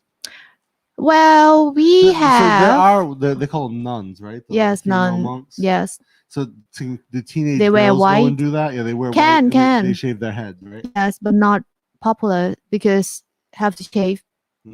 Hate like complete. It's difficult for girls because if it's summertime, what are you gonna do when school open and you still have like hate like this and go to school? Let it grow. Now for Thai, it's like weird. Like, do you have cancer? Something like that. So the question will come. I saw once, and I was in Paragon, and I saw two Thai monk nuns, and both younger. Like some really have like a strong willing to do that. They can do, but I would say just not popular for young, I mean, like female. In their 20s. Yeah. So wait, so Thai monks, the men don't wear underwear. Do the nuns wear bra? I don't know. Yeah. Because I mean, also their robes are white, right? So there's like it must be like a blouse and then something on. Yeah, because I know we had this conversation because Jib was working on a design for a monk's winter robe, and we were talking about like, oh, should we put a split down the side to make it easier for them to go to the bathroom because they don't wear underwear, right? So they just pull everything up and yeah. TD says, I think you're very generous with your time. Thank you for all the information. Oh, thank you very much, TD. I appreciate that. Senior Frank talking back to Joe. I lived in Prague for 6 years. Great food, great expat community, great lifestyle. My girlfriend loves it there, but not enough to move there. Why? So what's the best food there in Prague, Senior Frank? Maybe it's too cold for her. Sean Mack, you're the factories. Nice. Yeah, I think the factories are they're a little heavier, a little less stretch. That's if I'm not mistaken. Yeah, definitely let me know how they come out. I'm excited to hear. Senior Frank says, I've been to Phnom Penh a couple of times for visa runs back in the day, and Cambodian people seem fine, but the infrastructure and expat community there are the worst. Yeah, no, agree. Cambodian people in general, fantastic. We have a friend, Sam. She's a awesome human being. And like all her she's a professional fighter. All her Cambodian teammates we've ever met, really cool. When I've been to Cambodia, all the people were amazing. Like Cambodian people are great. I would agree the infrastructure is pretty horrible in every aspect. Internet, roads, like electricity, everything there is pretty bad. And the expat community feels incredibly toxic. Like Thai Visa on steroids is like there. Thai Visa, the website, on steroids. That you heard something weird and like I have to correct you every time that you heard something from them? Every time I get stuff from Thai Visa that pops up in my feed. I'm like, hey babe, this says da da da. Like I haven't heard that anywhere else. Is that true? And Jim's like, that's the dumbest thing I've ever heard. But yeah, so Cambodia's expat community feels very much like a more toxic version of that, if you can believe it. So yeah, 100% Senior Frank. To Dr. B. My short time in Cambodia, a little time in Phnom Penh with the people I was there to meet, I can see it is quite the interesting place. Yeah, in quotes, interesting. Senior Frank, Siem Reap is fine. It's mostly backpackers and not so many expats. So if you don't mind BO and Pacholi, you can have a good time. Yeah, like I said, but to me, Siem Reap is like 4 days max, and then like fly back out of country. Yeah, you definitely don't have that expat vibe there that you do in Phnom Penh, and you know it's obviously Angkor Wat is a very interesting place to see, and you should see it. But Phnom Penh, like, Mike says I was in Vientiane when the communists marched in. Scary day, made back over the Mekong. Yeah, and I can imagine that was scary. I've always wanted to visit. I've just never gone, and Laos seems like it's such a like weird country from a lot of perspectives. Not weird, unique country from a lot of perspectives. Like it's small population, large land area, a lot of agriculture, but still have like a couple big cities, and you know I think that's unique, and I want to experience that. Senior Frank, I lived in a village about 1 kilometer outside of Klondo called Damn. What do these little arrows above the letters mean? How do I pronounce that? Harbeck. For a couple of years, village life is good there. Yeah, no, I can definitely imagine that. You know, any village, and there's a couple who I follow on YouTube. They're like van lifers, but they're more makers than anything. They build a lot of stuff.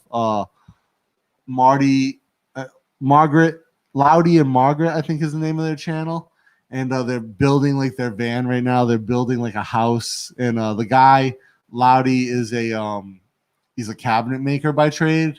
And the girl, she's an American. He's Czech, and the girl is American. She was an English teacher. But I think she clearly has a design background because like she talks about design function quite a bit and does critiques. And they live in Czech in this little village, and they talk about how great that village is. And they were kind of stuck there, right, with because of COVID, and then she became a permanent resident. Oh, yeah. But so I ran into Brandon, John's camera guy. I John, don't know him, Canadian, but I know the name, but I cannot remember. Dark skin. He's Canadian, kind of dark complexion with curly hair. Oh, okay. And kind of looks like a young like rocker type of like kind of like a backpacker look, but kind of like a hippie rocker look to him. Okay. So I saw him yesterday. I didn't know he was back in Thailand, and he's basically he's following John around with a camera. But so I was like, "Oh, you're back? I didn't realize you were here." He's like, "Yeah, I came back and I got stuck here." I'm like, "Oh, stuck in Thailand?" Yeah. He's like, "Oh, yeah." Basically, he's like, "I'm lucky that they keep extending his visas." And actually, now that we're extended again until March, is that right? Foreigners, I think so. Not me. Like I have a visa, but people who are on tourist visas, they keep getting extensions, which is great. Yeah, because they cannot go well, out. They cannot go back hey, home. what's going on, man? How you doing? Looking dapper with that suit there and the leaning against the pole. This is a sartorial Amini in there. Joe says, I also believe in one day or day one, you must decide yourself. Or I must have missed that somewhere conversation. What do you call about Prague? Had any office there for a few years? Oh, Prague. Prague. A lot of people seem to like Prague. People, food, and the building design. Yeah, the building design. Anywhere where there's good architecture, I find can be very enjoyable. At least for like have a coffee, sit down, enjoy some nice architecture. Yeah, these guys are saying the buildings are amazing. Mm-hmm. Astronomical clock. I'm gonna have to Google that. Yeah, bridges are one of those really interesting things. I was there before the cleanup projects were started. I saw the black mess and now the ornate and beautiful statues. Yeah, I'll tell you what, the bridges though, like as far as like anywhere where there's interesting bridges, it always makes something nice to look at. New England, where I grew up, is known for these old wooden covered bridges in certain areas, like especially when you get to like Vermont, New Hampshire. But here in Bangkok, I mean, we have some gorgeous bridges. Where? So the ones that cross the Chao Phraya, was it the Rama 8 bridge? Is that the one that looks with the symmetry? Yeah. Yes. The Rama 8 bridge is gorgeous. And then there's the other one that's a little bit more chunky, but it's still very cool looking. Is it the green metal bar? Yeah. So I mean, there's definitely some cool. That's like old one. Yeah, but it still looks cool. It's like a little bit more brutal. And I love that style of stuff. But yeah, the Rama 8 is a gorgeous bridge. Oh, office was near the clock. Oh, lucky. There's a dish that translates to dragon eye that is like the cordon bleu, but turkey breast is a ground jalapeno. Probably the breast. So turkey's kind of like meat wise, not really flavorful. But neither is chicken. I guess turkey's better than chicken. International range of international restaurants here in Bangkok as well. Big Bangkok. Shared an office, one of the oldest professional blocks that entered the area. Heavy French cuisine influence. Delicious. You know why French cuisine is so good? All that butter and cream and fat. That you cannot eat.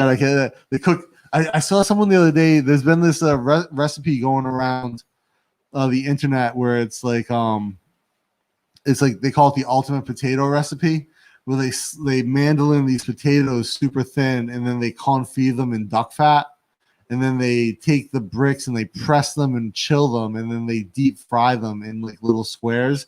And you get these little deep fried duck fat infused potatoes. It's like a duck fat hash brown. Jib's like, no. Would love to ride from Bangkok to Angkor Wat. I don't think you can. I think Cambodia does not allow motorcycle crossings. Laos does, but I don't think Cambodia does.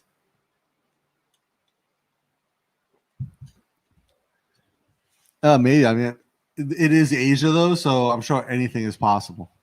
I'll just say that. Senior Frank, oddly, there's a bit of Tex-Mex. And what? Really? Still waiting for the big A for Papa, and he's still waiting on that. Joe, I say just do it. Easier to ask for forgiveness permission. Dr. B, the bridges are an amazing story. They have these amazing carved statues. The Soviets did not take care of things, and the statues and carvings became covered with black residue of the city. Oh, yeah. Yeah, it's funny. Like that black residue, that exhaust residue type of thing, that builds up quite quickly in a city if you don't take care of it. And we see that like in Bangkok, they're constantly washing things, which is like one of the good things. Like if you catch it in the city, especially midday, you'll see people like spraying down the sides. Even they water all the plants every day with the river water, but they'll actually get in there and they'll wash other stuff as well. And like I've seen them washing Victory Monument, Democracy Monument, just power washing it in the morning. Like you get there like 8 a.m. They're just finishing. I think they finish earlier than that. I've been there at 8 a.m. was like the earliest I think I've been down to Victory, and like you see them like packing up the truck. Oh. Also, actually, talk about the river water right now. So we have a salinity issue, right? So you want to talk about that, Chip? No. Yeah, talk about it. No, it's interesting for people. So Why? our drinking water, as you guys might know, comes from the Chao Phraya, right? And then we have a water. My chai is like the canal, like we have special canal made. But that water comes from the Chao Phraya into the canal. Yeah. So the origin of water is the Chao Phraya. And then we have these, instead of reservoirs in the middle of the city, we have these big reservoir canals that feed into the water treatment facility. And the issue is that right now there's a high level of salinity coming in to the Chao Phraya due to the high tides, I guess, coming up too far. And so the drinking water has a high level of salinity in it. And then I just looked at this metal plate that I washed the other day, and there's a big pool of salt at the bottom. Are you sure it's not flour? No, it's salt. Did you taste it? I touched it. It's gritty like salt. You should taste. If it's Why would salty it with be the flour? flour. I just washed the dish. Why would there be flour? Because in the you you like to leave small bits of food on the dish. It's a 10 baht sized spot of salt. It's not flour. Okay. Jib giving me a hard time because I missed some spots on one of the dishes the other day. Yeah, not a lot, just some. And we're lost to humanity's enjoyment, and then the restoration project took place and started to restore. Oh, nice. Glad they were able to get it fixed up. The city is now amazing and just blows the mind. Many of the residents did not even remember that they were there. I'm gonna have to check it out sometime. That might be a European trip for us, Jib. Oh wow, I'm way behind on comments. Oh my god. Really behind. Are you sure? Now you go too far. No. I wasn't behind at all. I went to Sydney. Everyone raves about the concert hall, but the bridge was amazing. I agree with you on some of the bridges in the Chao Phraya. Yeah, I mean, that ramen apron is gorgeous. Oh, Joe says you need to try deep fried Twinkies. What's that? You know what a Twinkie is? Huh. It's like a little mass-produced golden pastry with cream in the middle. Oh, like the Zombieland that guy like want to find a Twinkie. Yeah. So at American fairs, like they have like our festivals. Huh. They have like county fairs, right? And like people deep fry everything. Deep fried pizza slice, deep fried Twinkie. Wait. Pizza already cooked, and why they deep fry pizza? Because it's a county fair and they have to deep fry everything. What? So they take the pizza, they dip it in batter, yeah, and then they deep fry it. For what? To add deep fried to it. What? Some thing with Snickers bar. They'll take a Snickers bar, dip it in batter, and then deep fry it. Snickers already like finished. You can just take it off. Oreos, and eat it. They'll take an Oreo and they'll dip it in batter and then deep fry it. Try. Oh, the other one, butter. They'll take butter and they'll wrap it in a wonton wrapper. Yeah. And then they'll dip it in batter. Yeah. And deep fry it. If it's cheese, I understand, but if it's butter, I don't get it. They do it with cheese too. They'll take cheese. Cheese, understand? Like it can be like wonton cheese instead of wonton with a ground pork. Wonton butter. But butter, I don't understand. Like, why you want to eat just like oil? Yeah, no, it's what they eat in America at the fairgrounds. I can't. Basically, if you can think of it, deep fried Kool-Aid. What's that? So deep fried Coke, same thing. Huh? So they take Coca-Cola. Yeah. And they pour it into flour. Wait, it's a liquid. Yes. Okay. And they've poured into flour. So? And they mix it up and make a batter. Okay. And then they scoop that batter into the hot oil and deep fry. For what? The deep fried Coke. Oh my. Jim's freaking out here. Why? No. Why are Bobby and Daddy fighting? Deep fried Coca-Cola. Yeah. Senior Frank says deep fried Coke.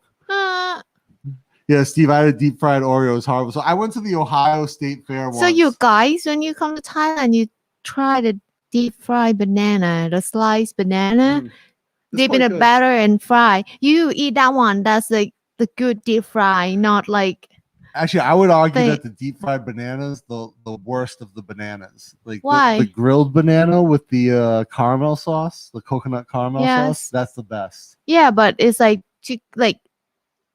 if you're gonna eat deep fry. Oh yeah, deep fried ice cream. Jim's face. Deep fried ice cream. My. Joe says deep fried makes everything better. My. Hey Dave, how you doing, man? Gotta love Thailand in the house. Glad to have you on, man. Oh, Senior Frank says they use the syrup from the fountain machine, add flour, basically makes the funnel cake with it, and then they drizzle the Coke syrup and powder. Oh, so it's just the syrup, Frank? It's not the actual Coke. Oh. So there's no carbonation to it. I thought it was the Coke, and then it became like a fluffy, like a Belgian waffle, and tastes like Coke. But he's saying it's just the syrup. If you have an extra quarter, they would probably batter up the bag and deep fry that. yeah. So you go to like the Ohio State Fair, the Michigan State Fair, everything is deep fried. Deep fried Twix, deep fried Snickers, deep fried pizza slices. It's not healthy at all. That's where deep fried pickles came from. Huh? Yeah. My. Yeah, deep fried everything. Deep fried peanut butter and jelly sandwiches. Huh? I saw that in Ohio, the deep fried peanut butter and jelly sandwich. They basically take thick bread, like Texas toast bread, peanut butter and jelly, slice it in half, and then dip that half in batter and then deep fry it. And you get two halves covered in powdered sugar. Yeah, it's good. Jim's freaking out. Oh, deep fried egg. I just told Jim about the deep fried egg with deep fried bacon. The Texas State Fair is the birthplace of a lot of these nightmares. Yeah, no doubt. I've never been to the Texas State Fair, but I've been to Ohio and Indiana is the other one, not Michigan. Oh no, Michigan. Yeah, Michigan. Jib needs to eat on the midway. Oh God. If Jib ever went to a state fair in America, she might freak out. Like the nutrition researcher in her might start to be like, oh my God, what is wrong? Fairs are not healthy. In fact, the hamburger was invented at the fair. Was it really, Dr. B? The hamburger was invented at the state fair in Wisconsin. That's another one I saw. I did see a deep fried hamburger at the Ohio Fair where they take the bun, the burger, and everything, and they dip it in the batter. And then they dip that burger into the hot oil. It's not salt. It's salt. It's not salt crystal. Yeah. Jim's trying to argue that this is salt. If there's enough salt to make this crystal in water, we die when we drink it. Okay, come sit back down. We're talking about deep fried hamburgers now. So they take the whole hamburger, bun and everything, dip it in batter, and then deep fry it. You can also get a double bacon. Tell me that's a deep fried cheesecake. Oh yeah, deep fried cheesecake exists. Yeah. Yeah. You can also get a double bacon cheeseburger using Krispy Kreme donuts as a bun. Yeah, I've seen that before. Don't they call that the Luther, Senior Frank? I believe that's called the Luther. The double bacon cheeseburger on a Krispy Kreme bun. Joe said, "Did I do that?" Yeah, I think but can you get the double bacon cheeseburger on the Krispy Kreme bun deep fried at the state fair? That is the question. Wisconsin State Fair, there's a lot of cheese-based, a lot of dairy-based items. Mike would deep fry 3-in-1. 3-in-1 funnel cake. Oh, yeah, that was in the Boondocks, the Luther. Yeah. But I know that I've seen that, like, restaurants advertising the Krispy Kreme burger before. Joe says I've spoiled Jib's innocence. Jim, have I spoiled your innocence with food? Oh, what's that? Oh, Jim's got like breakfast bread. Ham and cheese? Cheese. Just cheese? Cheesy bread. From Icon Siam. So when I lived in Cleveland, fried pierogies were a big thing. What is pierogi? It's like a dumpling made from potato starch filled with potato and cheese. Why don't you just eat potato? Because you put it in two different forms and then fry it, and it's delicious. It's crispy. Okay. Oh, Christina Frank said he looked up. It's the actual name also. Nice. When you lived in Monterey, did you go to the Santa Cruz Beach Boardwalk? Lots of deep fried. I did not ever go to the Santa Cruz Beach Boardwalk. Oh, cheese bread. Is that what that is? Oh, yeah, a little bread with cheesy bits in it. Mark Eden says, I love pierogi at the fair. I don't know what pierogi is. That a sausage or something? It sounds like a sausage. Dr. B said, yeah, Wisconsin State Fair does a lot of cheddar cheese, lots and lots. So Dr. B, you'll know this because you're a Wisconsinite. First time I went into Wisconsin, and I was driving up to Menominee. I spent like a day in Milwaukee with my friend. I spent a day in Madison. Then making the drive up the west side of the state to Menominee, and I see these signs that say "fresh cheese curds, guaranteed to squeak." I'm just like, what are they talking about? Squeak with the cheese. And so I get to Menominee. I drive back. I stop and see my friend in Milwaukee again. And I ask her, I'm like, hey, I keep seeing these signs that say guaranteed to squeak cheese curds. And my friend's like, oh, that means that they're fresh and that the casein is like the bonds are still really strong. And so when you bite the cheese curds, they squeak against your teeth. I was like, what? It's a very Wisconsin thing. But also cherries, cranberries, apples, lots and lots and lots of stuff grown here in Wisconsin. Also, isn't Wisconsin like the largest? Cherries. Isn't Wisconsin the largest producer of ginseng in America? Or largest state, or the largest, the state with the largest ginseng production? Anyone ever had a blooming onion? Thanks, Born Nomad. The bloomin' onion from Outback Steakhouse. I'm pretty sure Australians hate America for Outback Steakhouse. Like they think this is like the worst thing like for their country. Outback Steakhouse is like an Australian themed steakhouse chain in America. Okay. And they have is that Sizzler? It's like Sizzler but with an Australian theme. Okay. And they have like it's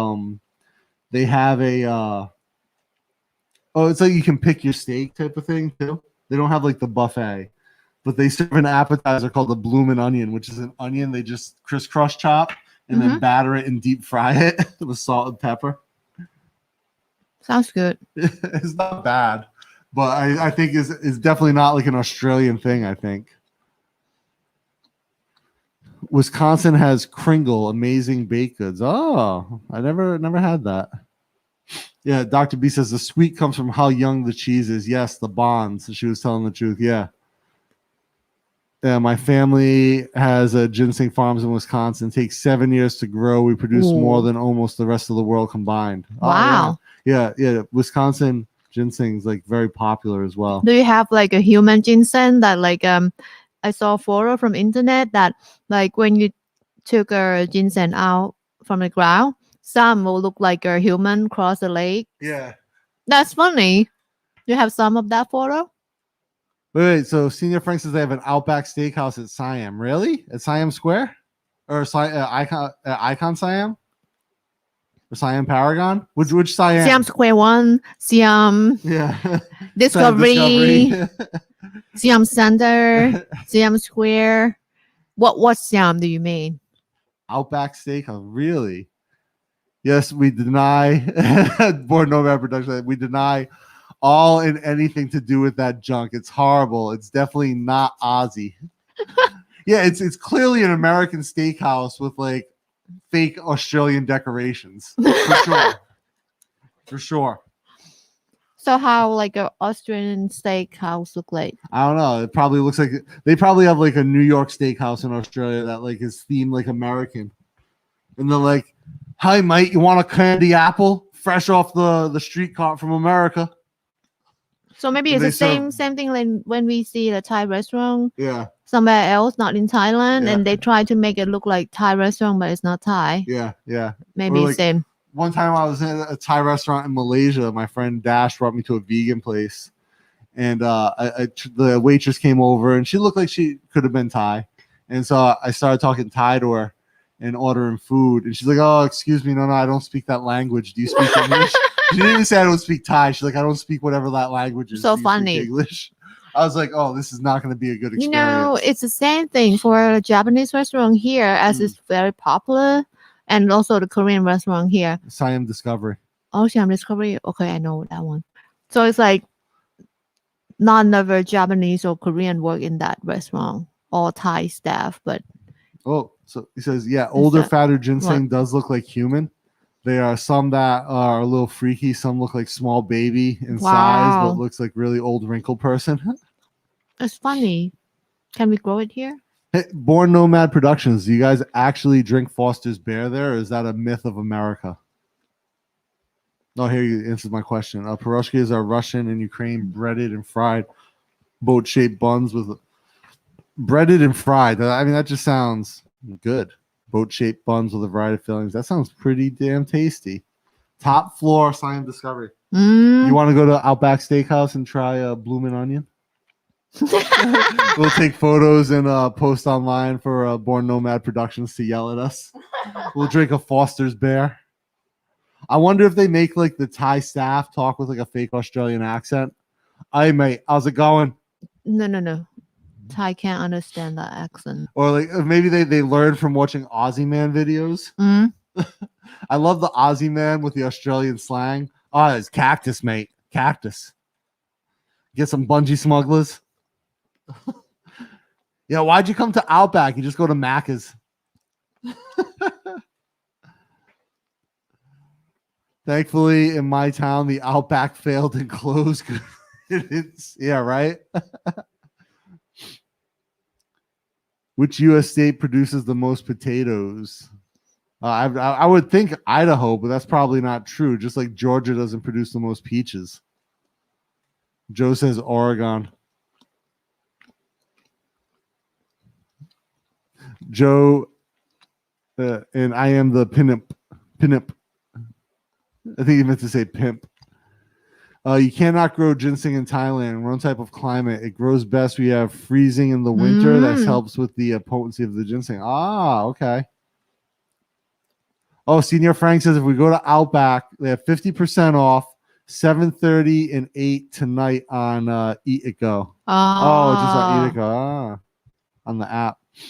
But what we can eat there? It's a steak. Just that bloomin' onion. Maybe it's a butter in it. No, it's just flour and oil. Sure. Yeah, but they serve it with mayonnaise on the side, so I can't eat that. You want to go have steak? Nah, I won't.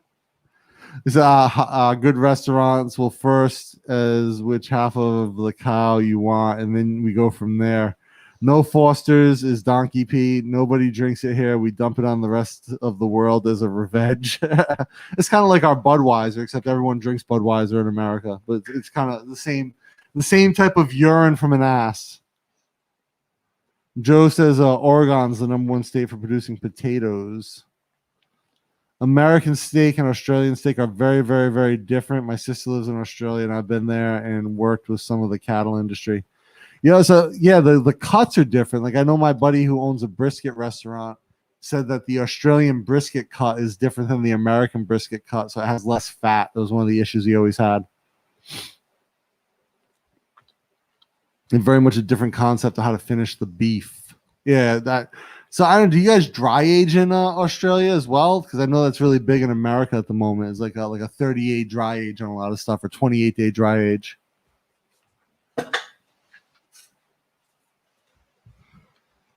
Senior Frank says they have a pretty good artichoke dip, and they have salmon and some other stuff. It is okay for half price, and half price is my girlfriend's favorite food. Jib says her too. Yeah, but Jib cooks salmon. She refuses. Why not? It's shame Shame. to eat cooked salmon. Yeah, Jib prefers sashimi. The last week, Jib says she's getting a delivery of salmon to bring home to her family for the weekend. And I'm like, oh, okay. And like she's done this before, and they get like half a kg. It comes in like a bag, and she'll bring it back. And like, because her brother lives right next door to her parents' house, they all get together and they'll eat the salmon. And the delivery comes, and I was doing something else, and I come back, and she's got like 5 bags of food out on the floor, and she's packing it all into the cooler bags and like our big fabric haul bags. I'm like, what are you doing? What's going on? She's like, oh, this is the salmon. I'm like, how much did you get? She's like, oh, 1 fish. I'm like, what? She's like, yeah, they just chopped the whole fish up and then some extra sides and rice and stuff. It was so much. It had to be like 20 kilos of salmon. No, that fish is 5.6 kg. Oh my God. It was 20 kilos of food then, like No. with all the rice and everything. No. Yeah. I will get Dana excited and talk about broccoli and cauliflower instead of meat. I made cauliflower rice the other day for the first time. It was really good. I had never made it before, and it came out really well. Kind of tough to chop. I bought a grater, though, so maybe that'll make it easier. Yeah, gotta love Thailand. Agree, salmon's much better raw. Yes. That was supposed to be salmon. I'm talking into my phone. No, I got what you meant. Maybe Simon is much better raw as well. I don't know, but I think everyone agrees salmon is at least better raw. I don't know. Never date Simon. When I lived in Hawaii, I had a lot of friends from Australia who would stop in Hawaii when flying through. I would always take them to Outback. I found that hilarious. Yeah, they probably did not find it as funny. They'd be like, "Oh, here's your culture, mate. You want some shrimp on the Barbie?" If you go to Outback, just tell them that you know Born Nomad Productions personally. Yes, we have separate ages and marbling, and also depends on the cow breed. You guys actually have Wagyu cows in Australia, I believe, as well. Where we don't have that as prominently in America. Gotta love Tom says, good. I make cauliflower mashed potatoes and tastes awesome. Nice. Yeah, I might try that next time, cauliflower mashed potatoes. At my local veggie market, the girl who I buy my veggies from, she has cauliflower all the time, so I'll be picking it up more often. Great work. Good either that or a food processor. Yeah, I don't have a food processor. I just have like a little blender. I end up using the blender a little bit last time to do it, but I figured the grater will make it easier and I don't have to clean the blades in the cup. We just have like the bullet blender. I used to have one of those auto blenders and it died. The engine just stopped working. Joe P, I deny everything. If we had a fifth, I would plead it. Yeah, man, I can imagine. Like, I'm sure there are American-themed restaurants around the world that people would just be like, what is this? I don't get it. This is not real. But, yes, I feel you on the Outback thing, man. I'm sure it must be offensive at some level to think, like, this is what represents our people in America, this and Foster's Bear. So, like Thai food. Very much like I described to Jib what Thai food often tastes like in America, like what ingredients they use, and she's like, "What? No." Like a lot of, so especially early on, maybe not so much now, but like 20 years ago when Thai restaurants first started to pop up in America as like a thing, there were a lot of like knockoff places that saw that Thai food was becoming popular and they just switched to be a Thai restaurant. And American palate really couldn't tolerate fish sauce, so they would put soy sauce in everything, including pad thai. No! And I tell this to Jib, and she's like, "No, that's not pad thai." Or we watch like that the Epicurious video where they made like 3 versions of pad thai, and the chef was putting like Chinese sausage, and you see Jib's face. Do not mess with pad thai and call it pad thai. She sent it to all of her friends and they were freaking out like, no, you can't call this pad thai. You can call like stir fry noodle. No problem. But when you call it pad thai, you cannot put Chinese sausage in there. Joe says it's not cauliflower mashed potatoes, it's mashed cauliflower. American themed restaurants around the world is pretty much McDonald's according to the rest of the world. Yeah, I like McDonald's. I like French fries. Yeah. McDonald's a pretty good representation, though. I mean, it's very similar place to place. They regionalize a little bit, but it still maintains like that core McDonald's unhealthiness that we've come to know and love. No, now McDonald's has a deluxe burger, more vegetable in it. More vegetable, like one extra slice of lettuce. No, more. I like that Steve one. says we had an authentic Australian restaurant in San Jose. Couldn't have been farther from what Outback represents. Yeah, right. I have an Australian friend. I was like, well, what do you guys eat normally? He's like, meat and 3 veg. That's what he said, meat and 3 veg. I was like, that's like an average, like that's an Australian dish. He's like, yeah, we don't have. He's like, meat, 3 veg. That's all we eat. Like meat, vegetable, 3 of them. Boom, with a beer. Dr. V said, yeah, the breed of cows is super important. In Thailand, you will need a cow that has large ears and loose skin to handle the heat, but the meat is bad. That's why the Brahma and Angus is a good mix. Expensive breed. Jib and my wife would get along. The pad thai thing, I get to hear that a lot of the time. Yeah, she calls it the restaurants here, American Thai themed restaurant. Yeah, dude, like, they'll serve like som with like it'll just be weird, like the way a lot of Thai places put stuff together for the American palate. Like som and they'll serve it with like like a grilled chicken breast that's been like American style grilled on like just base satay sauce made from peanut butter. You see, I literally saw a Thai restaurant making their satay sauce, and they take a scoop of peanut butter and mix it in with a bunch of soy sauce and seasoning. No, it's like peanut butter. Like you just like roasted your own peanuts and like not your own peanuts, your own peanut. Yes, and please do not roast penises. And smash it, make it like small pieces. Yeah. Mix it with not a soy sauce for sure. The soy sauce thing gets to Jib. I mean, in Wisconsin, man, Dr. B, I'm sure it's a big issue in Wisconsin as well. With there are probably some very good Thai restaurants in Wisconsin, but then there are probably some very poor representations of Thai food, just like there are everywhere else. And then you get like these really good ones that pop up, and they're usually like not as popular. Like the most popular Thai restaurant where I grew up in Rhode Island is a Chinese American restaurant that sells pad Thai.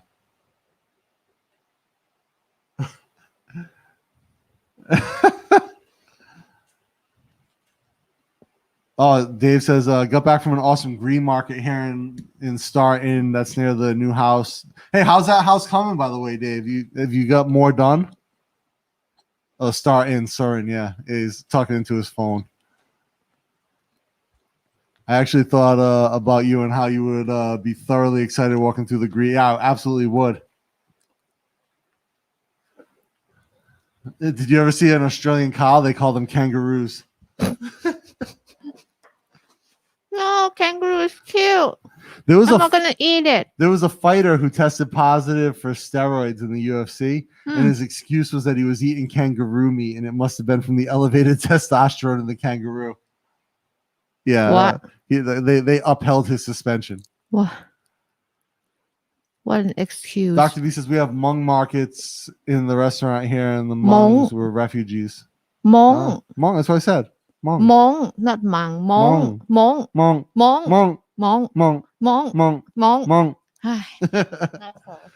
Not close. No. Yeah, at the kangaroo joke. Yes. Thailand, they run all the Thai restaurants. Some are amazing and can make things to Thai palate, yet they normally make food for American palate. LA with the largest Thai population in the US have some very authentic. Yeah, no doubt. I'm sure LA has the best. And it's funny, when I lived in Rhode Island, there was the only good Thai restaurant was like in the most podunk town in Rhode Island, and it was just like a Thai woman who married like a guy from there, and she moved back and opened a restaurant. And I think she had like 4 tables, and everything was authentic Thai. And I would drive an hour to go there just to have Thai food. It was that good. But it was the only real Thai food in the whole state. It was in, I think, Foster, Rhode Island. Really, really good. And then when I lived in Ohio, there was a place in Parma which was owned by a Thai family. Ooh, what's that, babe? Ah, nice. No, not now. So there was after there was a Thai family that owned a restaurant in Parma that was really good. I think it was called Thai Charm or Chom Thai or something. And they had real Thai food. And especially if you told them like you've been to Thailand, they'd be like, "Oh, what do you like? We'll make it if it's not on the menu." Like they were really cool. My experience in Australia was that Melbourne was hipster food, trucks and boutique restaurants, and Perth was beer and grill. And even though there were many choices, everyone was drinking Corona. Corona, really? Last night I was hanging out with Chris, and we grabbed a few beverages from 7-Eleven, but we ended up getting a San Miguel Lights with lime in it. It was really refreshing, actually. It's like a Filipino beer, I think, the San Miguel. And put lime in it. It tastes like kind of fruity. Yeah, very interesting. Oh my God, Joe. Joe asked if Born Nomad Productions worked on the movie Kangaroo Jack. Is it a movie or is it a documentary about life in Australia?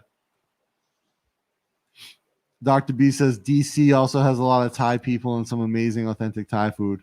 Yeah, like I said, man, there's a lot of places that just jump on the trend, and they'll take a noodle dish that exists on their menu and they'll be like, "Oh, this is pad Thai," and they'll throw it out on the menu, and they're like, "Oh, we have shrimp in it. It makes it pad Thai," and that is not the case. Joe Patterson says he loves cultural foods. Looking forward to exploring foods while traveling Asia. Being vegan and saying no to meat is going to be hard. Yo, Joe, so I'm vegan also, man. Like in Thailand, it's pretty easy to get vegan food. But here's the funny thing. In Thai, there's no word for vegan. We have a word for vegetarian, Mang Savirat. It's vegetarian. Mang Savirat. Yeah, Mang Savirat. Sorry, a little off. Mang Savirat is vegetarian. However, so you could say Pongin Mang Savirat, my gin kai, my gin nom, don't eat egg or cheese or egg or dairy. But the closer word is to say Jey, like Pongin Jey in my crop. But Jay's not vegan. So Jay's a religious term. So it means that you don't, during the Jay festival, right, they eat Jay food, which doesn't include animal products, including dairy and egg. And they don't eat strong smelling vegetables, right? Correct. So no garlic, no onion, shallot, no shallot, but they eat chili still because there's no smell, just taste. And some people will try to tell you that oysters are Jay, but then like other people will say, "Oh, you're stupid. Oysters aren't Jay. You don't understand." It's come from like the story, right? Story, yeah. Like the I don't know the word, the name in English, but like she's like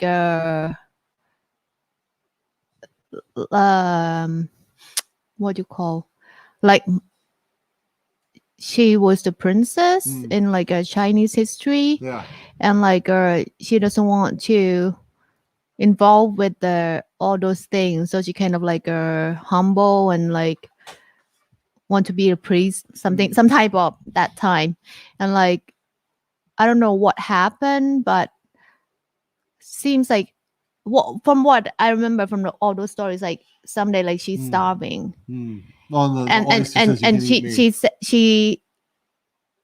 make a pray, and she said, "I will eat whatever first thing that I can, like that I see that I can eat." That's an oyster. That's why people try to count oyster as J.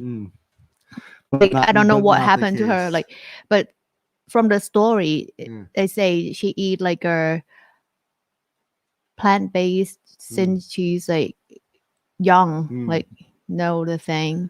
But that time something happened that she cannot find any food, so she has to pray and say, okay, eat first thing that she can that she sees. So that's oyster. It seems like a lot of Thais who eat J like argue about this like with other Thais. It's kind of funny. So Joe P says he's not vegan and proud of it. So is Jib. Mark Eden wants to know, do you like super spicy food? No. I eat some spicy, but not super like burn my tongue. I think it's way too much that you can enjoy the flavor of all the food because your tongue will hurt. What if you order Isan food? I would say less spicy, please. Like 1 chili, please. Steve says if he was vegan or vegetarian, he'd starve to death. Maybe. Oh, Dana, we were talking about colors last live stream. Your t-shirt color is excellent. Whatever the Pantone is. Oh, thanks. This is a green. I'll have to figure this one out. I got this from the website $6t-shirts.com. This is their standard green. How many years ago? 20. If bacon is a vegetable, I'm in. They have vegetable-based bacon. No. If you eat bacon, you eat bacon. So he said, no, until recently, I only cut for IMAX. Now, less work and freelance equals better life. So Born Nomad Production, I'll ask you this, man, because you're in that industry. And I was having this conversation with Chris the other day. From Chris from Retire Working For You, because he used to be in the industry as well. And I was watching a video. It was of Quentin Tarantino talking about how he feels like a movie should be shot on film because he feels ripped off if it's shot on digital.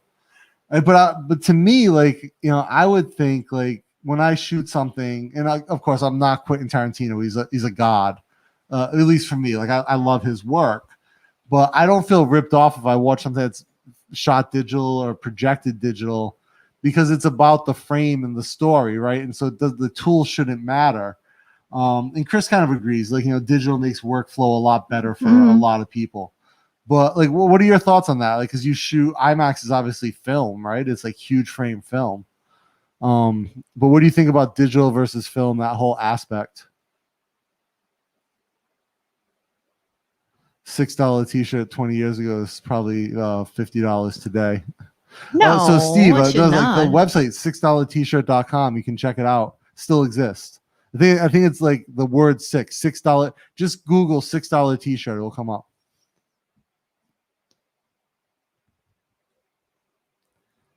Joe Passon, thank you. Both your knowledge and info and time are much appreciated. Oh, thanks, Joe. I was gonna say something else, Joe, about being vegan. Oh, actually, you come to Thailand, I'll show you the best vegan pizza in Thailand at Pala.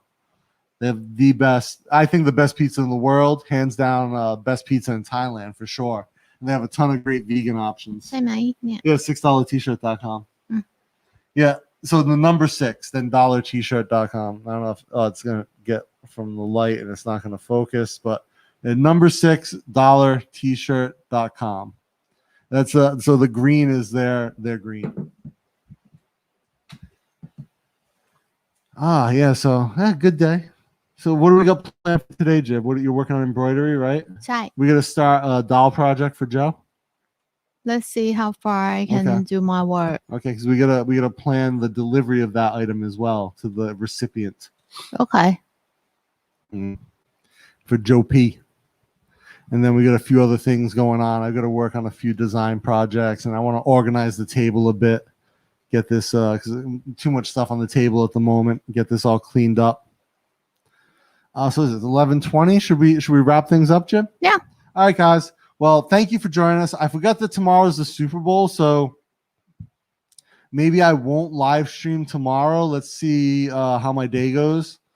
If it's the Super Bowl, I think most guys will be watching that. No need to compete with the most watched. No need to watch Super Bowl. No need to watch. No need to compete with the most watched sporting event in the world. But yeah, we'll get to it. Oh, real quick. So, well, Joe, that's because Minority Nomad doesn't know anything about pizza. He's from Cleveland. And then just real quick, Born Nomad Productions said both have their place. Digital against 35 millimeters, one thing, but huge frame IMAX film. Digital still has a long way to go to come. 1570 on IMAX screens can't be beaten. Yeah, true. I guess they don't have those sensors built, right? We'll see what happens. Anyway, guys, we're going to wrap it up and get working for today. Have a great rest of your weekend. And I'll do a live stream next Thursday to make up for not doing Monday for the Super Bowl. And then the Monday following that will be the super live stream with all the guests coming on, 6 hours. Should be a lot of fun. All right, guys. Until next time, keep taking action. Make your ideas reality.